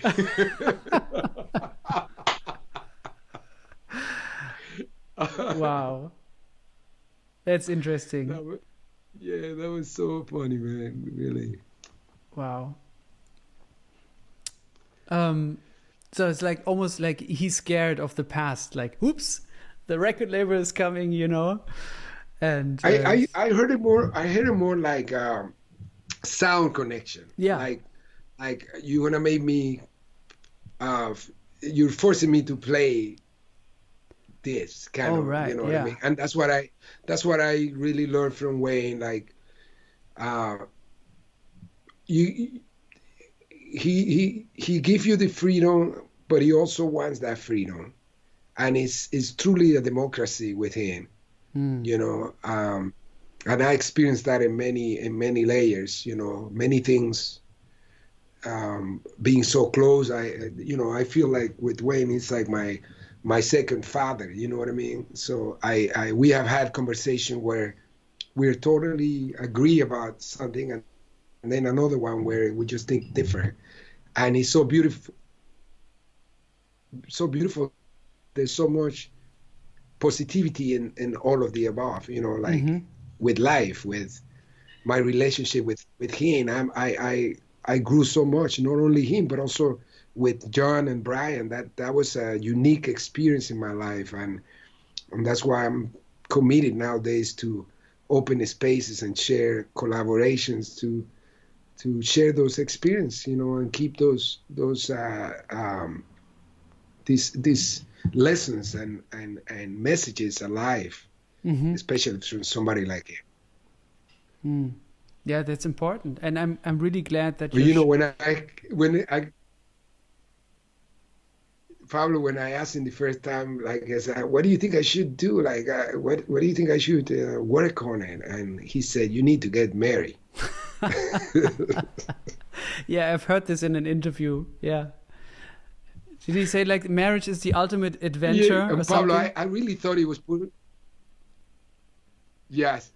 And he said he told Carolina, who is an amazing woman, that he was concerned about me because he said Danilo wants more music lessons, but what he need to understand that he needs more life lessons because that's what's gonna be playing.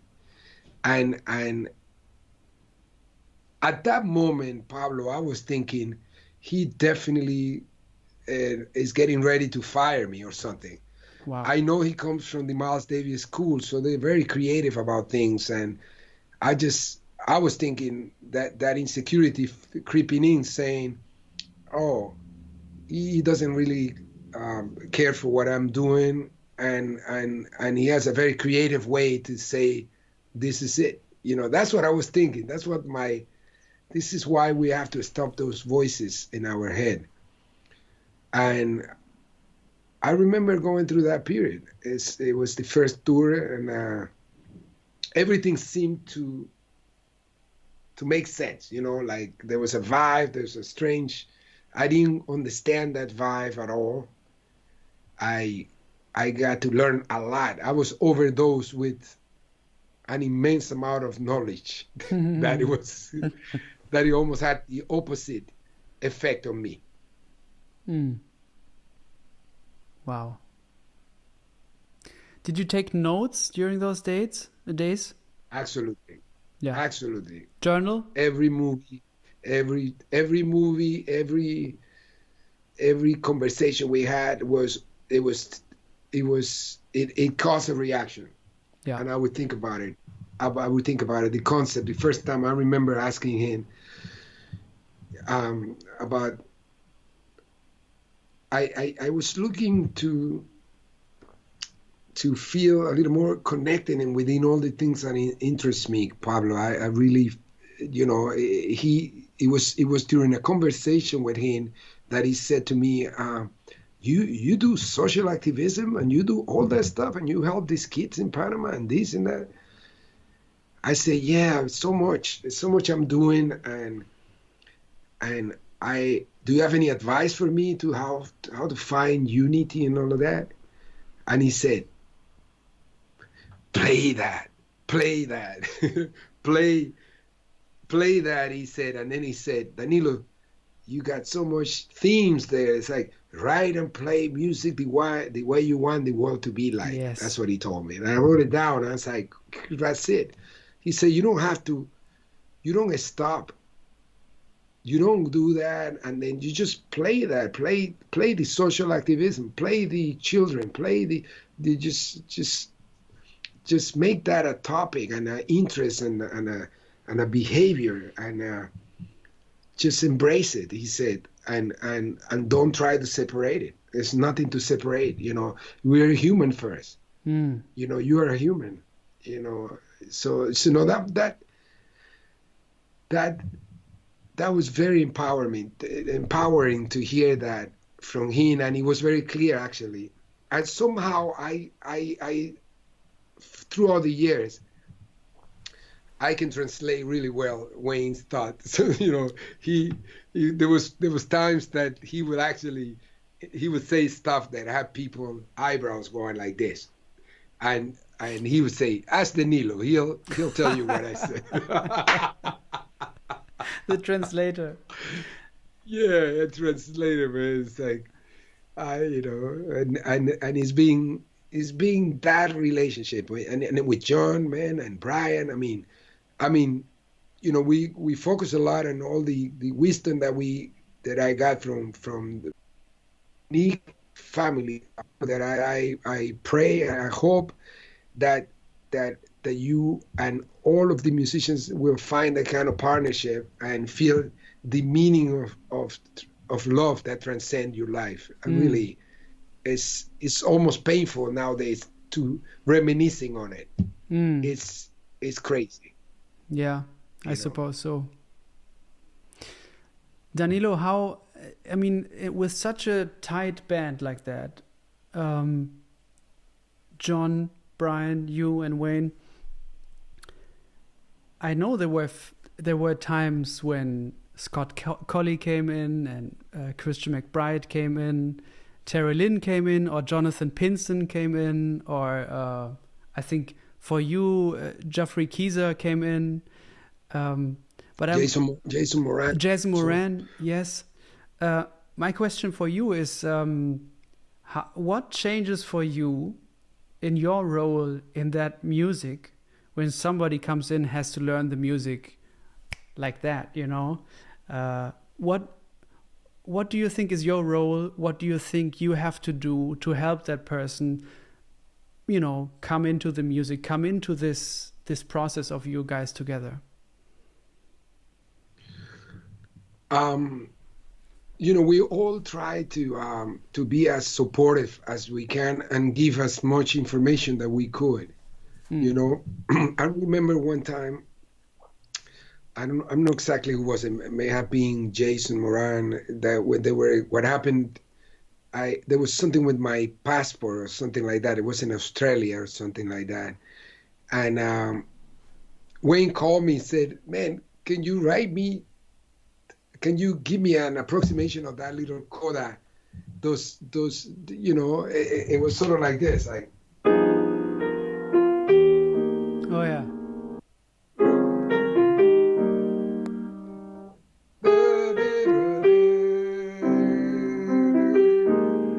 Something like that. But John and I put that in a sound check, like just finding things, and he loved it. It became a thing, right? So I think it's a part of Go, actually. Yeah.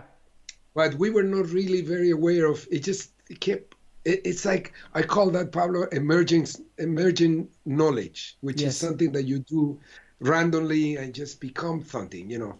Yeah. And he called me and said, "Man, can you kind of give me a clue what, you know, like write your voices, or, you know, just give me," and that was so beautiful. It just, for me, was like that kind of support is what we gave everybody that came in, trying to figure out how much we can say about that will help them.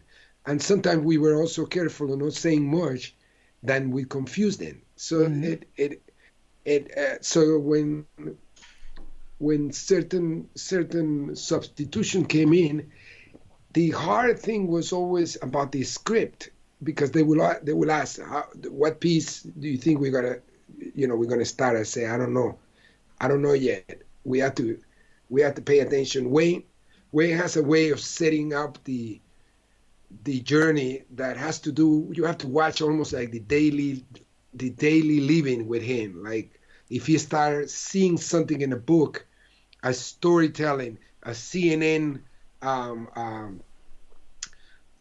news, then you can start kind of visualizing he might start in this area today, you know. Yeah. So it was very challenging, I tell you. I mean, and for us to say, you know, to give like the marks, you know, what's gonna happen. I applaud all these people that came in like that. I mean, Jeff Keyser and Jason Moran. I mean, that's just, I mean, I know what it feels to be sitting there like that, not knowing what's gonna happen.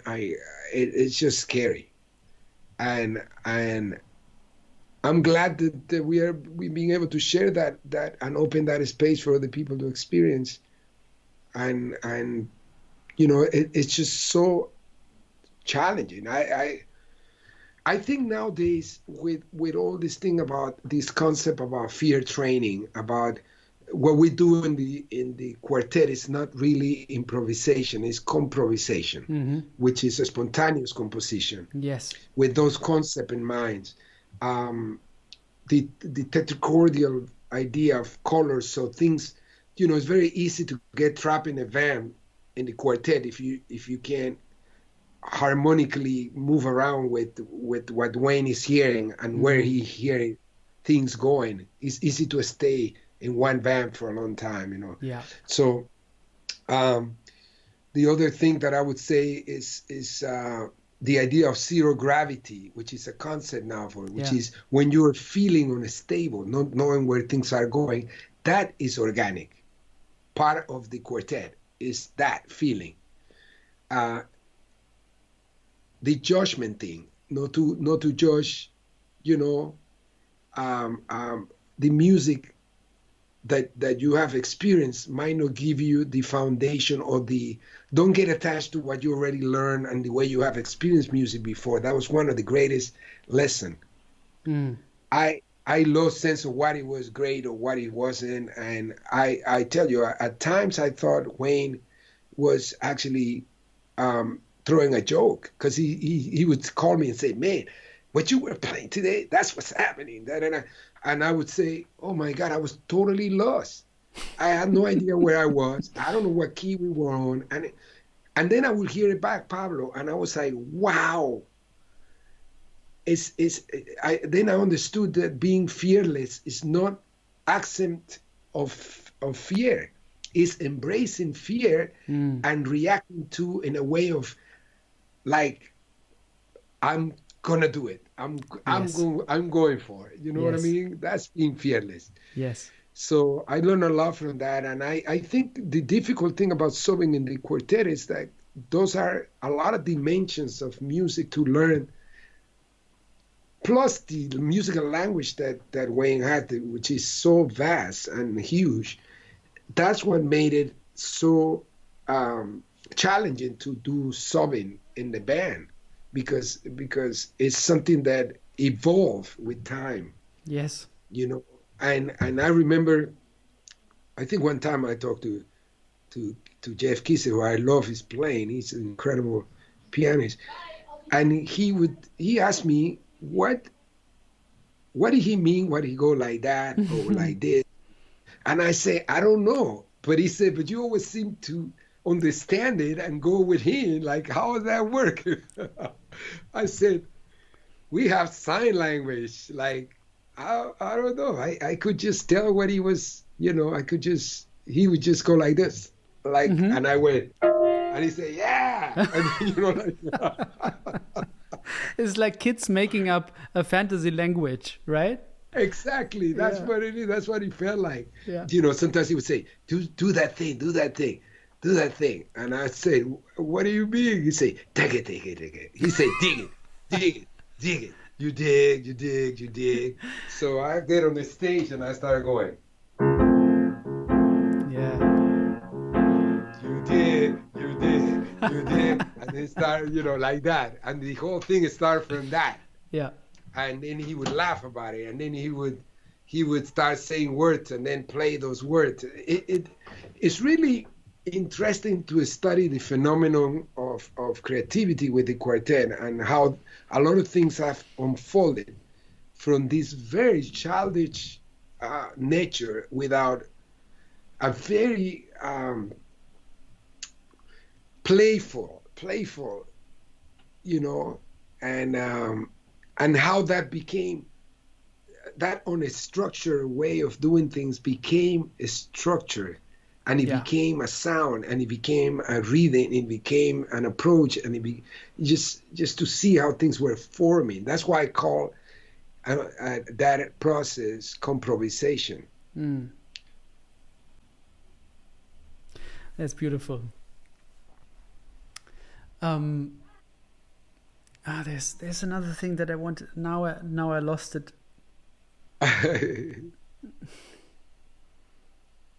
Yeah, I was talking to Jorge Rossi, who also subbed in the band, and he told me that I think you or Wayne said to him, like, just play anything, we'll make something out of it. Yes. And I love that. Yes. Because that encompasses really everything. And that connects me to something I've witnessed you one time. I've witnessed you playing a short excerpt out of a Mompo piece during an improvisation with Wayne. You played Mompo, and I was like, he's playing Mompo, or, you know, he's just doing it. Another time I've seen you. There's this, maybe I've read too much into it, but there's this exercise by Claire Fisher. So sixths and the 2/3 within that six. You know what I mean? You have a six in the right hand, and you have 2/3 Dee do dee this one. do dee. Right. That's it. Yeah. Yes. And you did this with two hands, so reverse, and you played that Claire Fisher practice, that exercise that I was practicing as well for a long time. I was like, he's doing it. He's playing the exercise within a concert. That's incredible. Yeah. That connects me to know, this thought of play anything, we'll make something out of it. Yeah, that's a great point. One of the things that I've been myself, I can't wait to have time to practice, Pablo. But one of the things that I learned with Wayne, and I started to hear on the way he backstage, every time he picked up the horn, there was always an intention, a compositional intention about what he did. And the way that the process goes is that you become so stubborn about something that it start to connect emotionally in a deep way, and I had to get this out of my being to the point that you don't hear the exercise anymore. Yeah. And that's my job. Like so interesting, because nowadays I play that in a different way, and you would say, wait, that sounds familiar, but that's not that. Yes. You see what I mean? Yeah. That it became like a blueprint for. I just love the adversity, like the something about the intervallic relationship of thinking that with that kind of mentality, the mirror, and I started to do it over other things. That exercise creep in a lot of other things, but they became something else. Yeah. You see what I mean? Yes. That I remember I started to when that exercise became like a fingerprint to license me to move around and create movement. It is starting to become so much fun. It's like, wow, that simple exercise became, and that's how I like to approach nowadays. It's like trying to always create etudes to confront the issues that I'm about to face. Right. And that's something that going back to the beginning of the interview with Charlie Van Ackles, that connect very deeply with that. Yeah. It's like every song, every little turnaround, every something, like how did that become fingerprint for me to learn something from that? What does that mean? 2-5-1, for example. What does that mean? Why do we keep playing 2-5-1s are still like, but what is the meaning of that? Like, it's just tension released, release, tension release. So can I create other 2-5-1s that has that, my own 2-5 feelings? And I start to pose questions, and I believe that that's part of this journey as the music that we have chosen to perform, like how that affect our life, that affect our thinking, and how we make that process so inspiring and fun that we could encourage other people to and inspire other people to keep doing and experimenting that part of their process, because we're all different. But it's just so much fun when you touch upon that. I could be here all day, and I know with you also, it's like we could be here for 8 hours. And time is we don't relate to time that way, because we are just so. For us, the questions are not so much even the answers, but the questions are so exciting. Yes. I so feel that, because I think the posing the questions opens doors. So you can you can go into that door, but just by thinking about it, how does it sound if my left hand is here, you know, like Monk does, you know?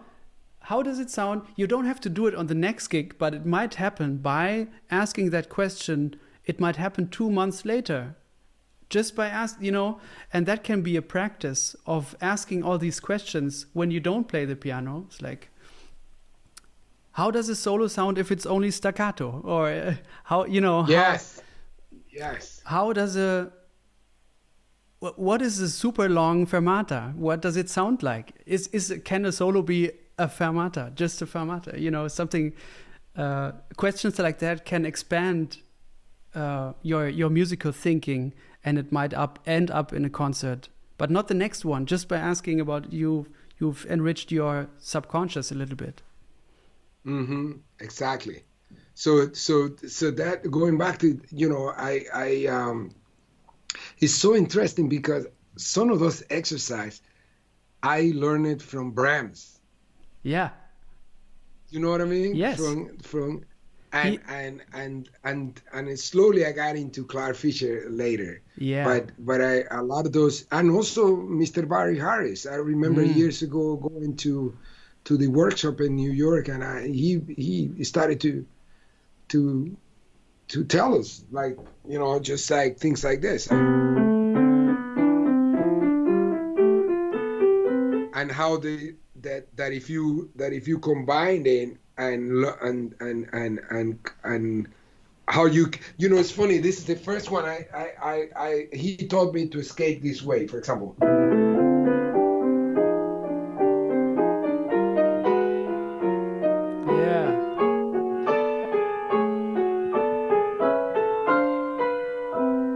You see what I mean? So you go to the portal. Yes. So I started to say, okay, this could be like escaping to the portal. I practice here in this. Check it out with the colors. Now I know this is feeling. I know this feeling to this feeling. Right. So now I go like this. Check it out. Ooh. You see? Yeah. Now.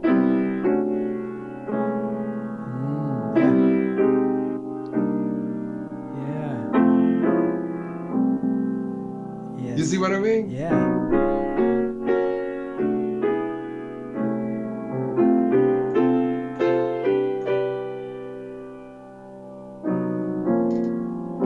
Yeah. Beautiful. And you see what I mean? So I combine all those elements of something that he taught me years ago. I heard Hank Jones also doing that. You hear a lot of people master that. Herbie, you all know that.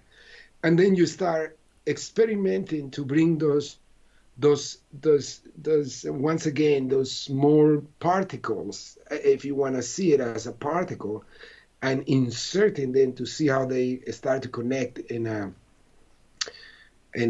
way that you played it from the feeling that I want to get it to that place where I feel where I want to go, and then have the resources to, you know. So that's interesting. When you mix all of these concepts together, you can feel, oh my God, why can my C major be this voice? I want my C major to be this for me.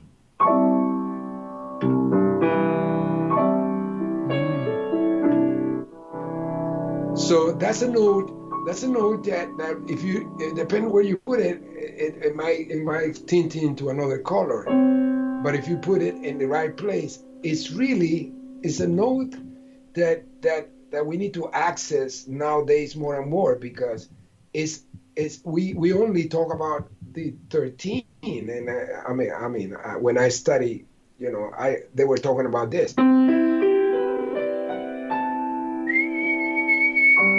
Yeah.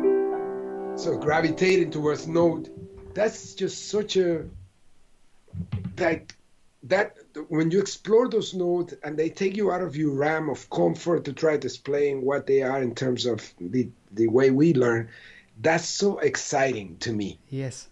You know, and so then immediately, Pablo, when I encounter that question mark, I start to say, okay, what is my next step? The process of writing, that's where things get cemented for me.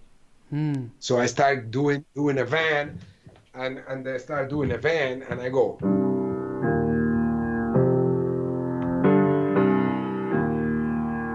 So now I want that sound on my. I want that sound on my right hand, but it's almost like you're gravitating. And this piece is for Angela Davis called Alternate Reality. So, but check it out how they both come together. This is like it's one feeling in there, and this one is gravitation on those notes I just pointed out. That.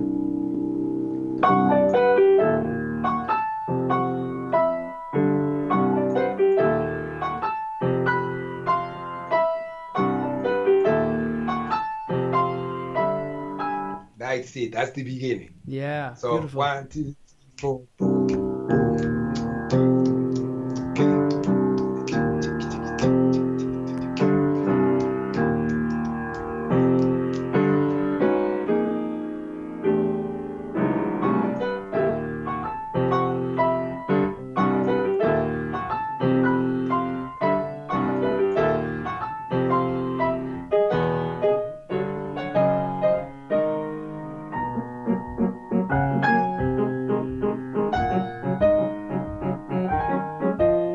Like that, but you see, beautiful. I started using it.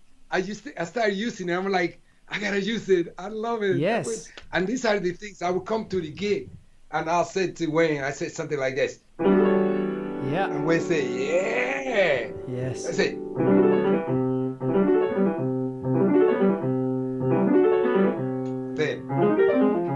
Then and major, whatever whatever you hear, whatever you think, and it became a thing. I was doing this here. My children came in, Pablo, and he started going like this. Yeah. I said, damn, okay, that's what's happening. Okay, all right. Yeah. Then I started saying, well, what about if I'm playing something really romantic? I feel I'm playing this. Yeah. So playing Chopin underwater or something, yes. You know what I mean? Like, I don't know. I just have fun, man. That's why this is something I learned from being in the quartet also, and some of my mentors also. Like, you have to set up the mood around to have fun and to have serious fun, and I want to have more fun. I'm not having more fun, but if I keep hanging with people like you, my fun will keep alive, man. That's what you're doing. Thank you for doing these things. Hey, thank you for doing this with me. This is what I've always dreamed about when I saw you guys live. I want to have these moments where I can talk and ask these kind of questions, because I go out of a concert of the quartet and I'd be like, I have so many questions. I love the music, but I have so many questions. I need to know all these things. Danilo, and also Danilo, you have to tell me when to stop, because I can go on forever. I have an appointment soon. Okay. But yeah, let's and we can do another series, man. I already know with you. This is the beginning. Let's do it. We have more things together. Actually, by the way, Ben Street says hi. And when I talked to Ben, we talked for almost 4 hours. We kept on talking.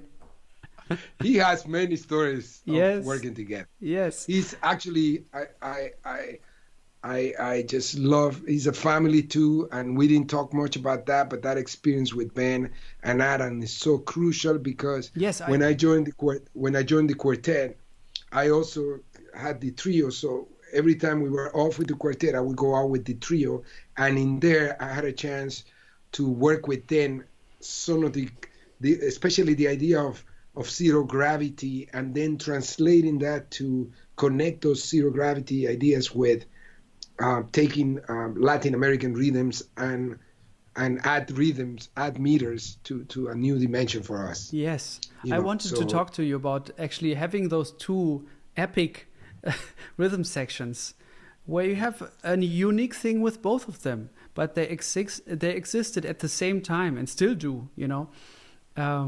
Actually, it was funny. The other day, I listened to a recording when John Patitucci subbed in the trio with Adam Cruz. In 2011, I have a bootleg of you guys playing together, and it's fascinating to hear him in this trio. Then, you know. Yeah. But I'm wondering, like, what happens if you go out on a tour and you play so much with Danilo and John, and then you have gigs with the other trio? Does some kind of sense memory from the other band sometimes creep in? Like you might be expecting things and then realizing, okay, I'm at a different moment here. I have to accept this moment now with these people and these great musicians. Yeah, I that's a great question, Pablo.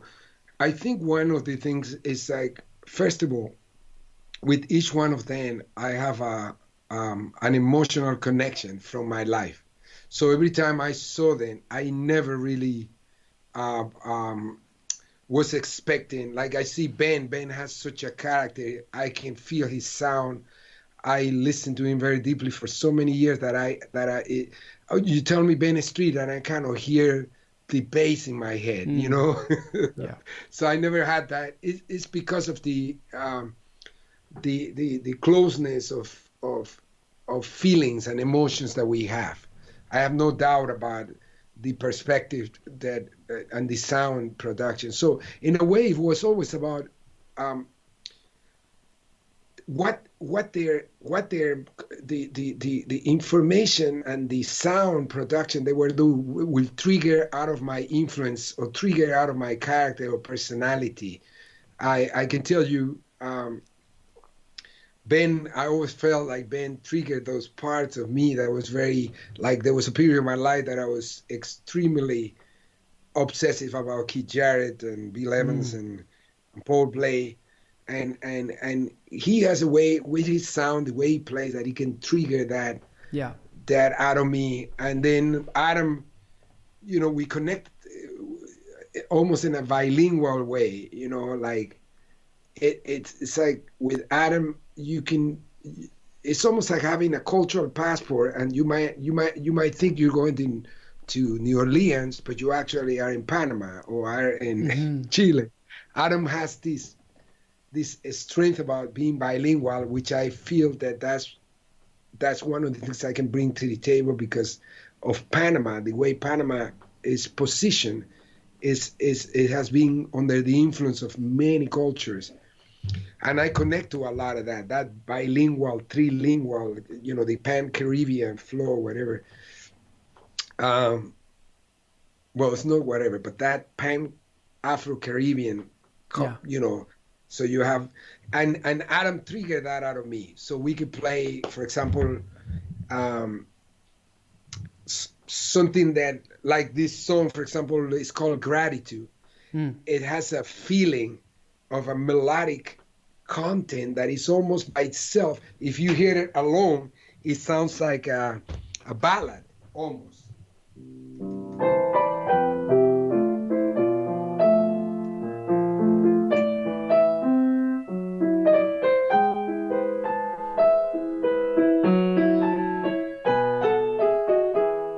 So that's the feeling. But then Adam can put that rice and beans feeling on it. And then I'm floating on it. And there's something that appears that was very unique with them, this exploration of the zero gravity, the not knowing where we go, the playing standards, the taking some of the classic book of composers like Stevie Wonder or Rubén Blades, and we started to experiment and create our own playground, if you wanted to call it. Yeah. And that's how Monk was crucial, obviously, for a lot of the things we were doing. Yeah. Yeah. And we started to, okay, how do we apply zero gravity to a form?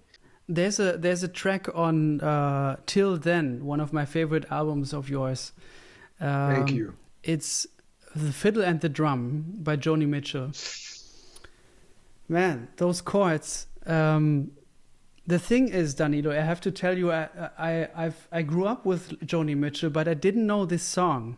You know, my parents played Blue and Song to a Seagull, her first record, and other records. Somehow, Fiddle and the Drums. I didn't really know that song. So the first time I heard that song was your version, and now. Wow. When I hear, then of course after that I checked out her version, which is of course a cappella, and I can't unhear your version. I always hear your chords when I hear Joni Mitchell sing by herself. I wanted beautiful. to tell you this because I found it so funny, because I always hear you now when I hear Joni singing that song. But my question is, how did you come up with those chords, and what was your process of arranging that song? Well, the topic about the record, the theme that I was talking about in that record was sort of like people who have been connecting the power of words to do social activism through their music and their writing. And when when I was picking up the different composers, I wanted to represent the Americas. At that time, I just started playing with Wayne, and I felt actually that piece, because it was a cappella, it allowed me to play. I wanted to play. Actually, that's one of the versions. We did like 3 versions. It allowed me to react. I wanted to react as I am playing with Wayne, because that was the beginning of that journey. Yes. And I wanted to react with that kind of the stuff that we do together with the duo and this and that. So I had ideas of certain colors, and then in the middle I put open remarks, so it's like cadenza. And I remember it when Liz Rice sang that, it was just electrifying, Pablo. Yeah. And a lot of my choices that are on the record were part of that continues. I was coming from the road with the quartet, and I embraced myself right in this topic, and by not having any previous harmony, I could license myself to hear all kind of colors, and that's how that came about. Yeah. I was just trying to the narrative of the words. Like for me nowadays, when I am thinking of the lyrics, this happened to me with Kurt Elling too, in the record we did. Mm-hmm. When I hear the lyrics, I also hear the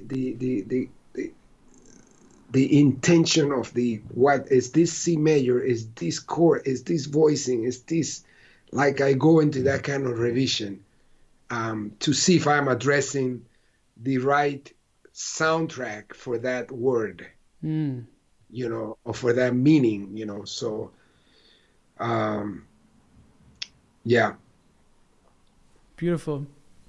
I really love this one.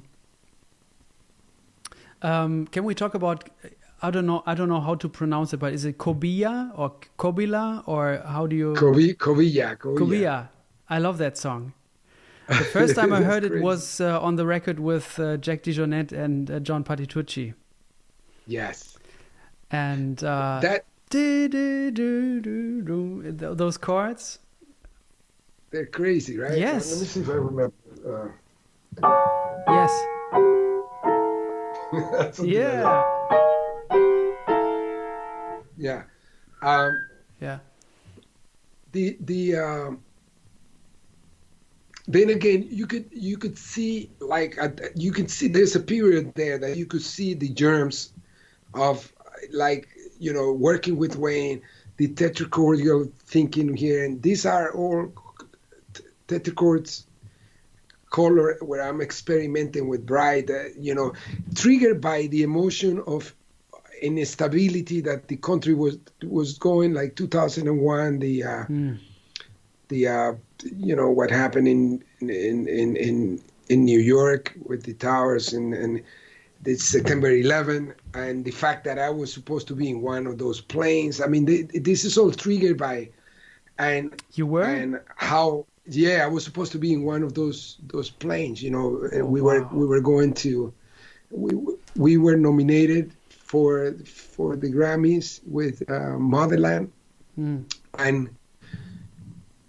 and at that point 2 weeks ago, everybody, because it was supposed to be in Miami, there was an issue and it didn't happen. In Miami there was a bomb threat. There was a lot of stories. My parents were going to come. My manager at that time, my former manager, Roman Thompson, was going to come. It, it, it, it was like a celebration, and all of a sudden it became this thing like, okay, no, it's moving to LA because they were afraid that there would be a bomb threat in the Grammys in Miami. And don't remember exactly how much in anticipation, but very close. I called and said, I want to go that morning, early flight in the morning out of Boston. I would have taken one of those two, the American or the United flight. Wow. They both have the issues. And, you know, out of that, I was in between that, the tetrachords, and I was like, music became like a safeguard. I was doing all these things and I remember those kind of things coming out of like this, you know, this very disappointing feeling I had about the politics and all of that. And I had an idea. I brought it to the studio. Jack added some incredible groove, and John Yes. added some amazing stuff. And it grew in the studio, and it became a thing. And then slowly, you know, the piece appeared actually. But it Oh, was so set up as a, it started in the studio. yeah. I brought the idea, like I brought the theme. I brought the theme. So at that point, I was experimenting in the way we were being nurtured by playing in the quartet, which were themes, and you can take that theme and look it from this perspective, retrograde, change the color and move it around and orchestrate it and arrange it like that. You know, more than music finish is a process of creating. I would call that creating alphabet together, creating language together. Yeah. That's what happens in a long-standing band. You have it's the same thing that happens when you hang out with people all the time. Right. Without playing music, you start talking similarly. You have inside jokes and shared remembrances where you can, with one word, you can unlock a certain memory of something. Like if you play if you play that, Yeah. it's clear what has to happen next, you know. Right. It's like you're learning to speak together, right? Yes. You're learning a language. Yeah. And you know, now you say that, Pablo, truly that happened with Brian, with John, with Ben, with Adam, and with Wayne. Oh my God. It's like, you know, like da da da da da da da da, and we start laughing like, what? And we just hit out of nowhere, like but that's what happened. You're right. There's a certain synchronicity and certain I would say a certain magnetism that happened naturally, you know, because we are made up of sounds or frequencies, you know, that gratitude, like, oh my God, like, you know, we are in a room creating. Yeah. We are playing with people. What is it that we are doing? We are creating the most beautiful example of connection. You know, we are connecting and humanizing.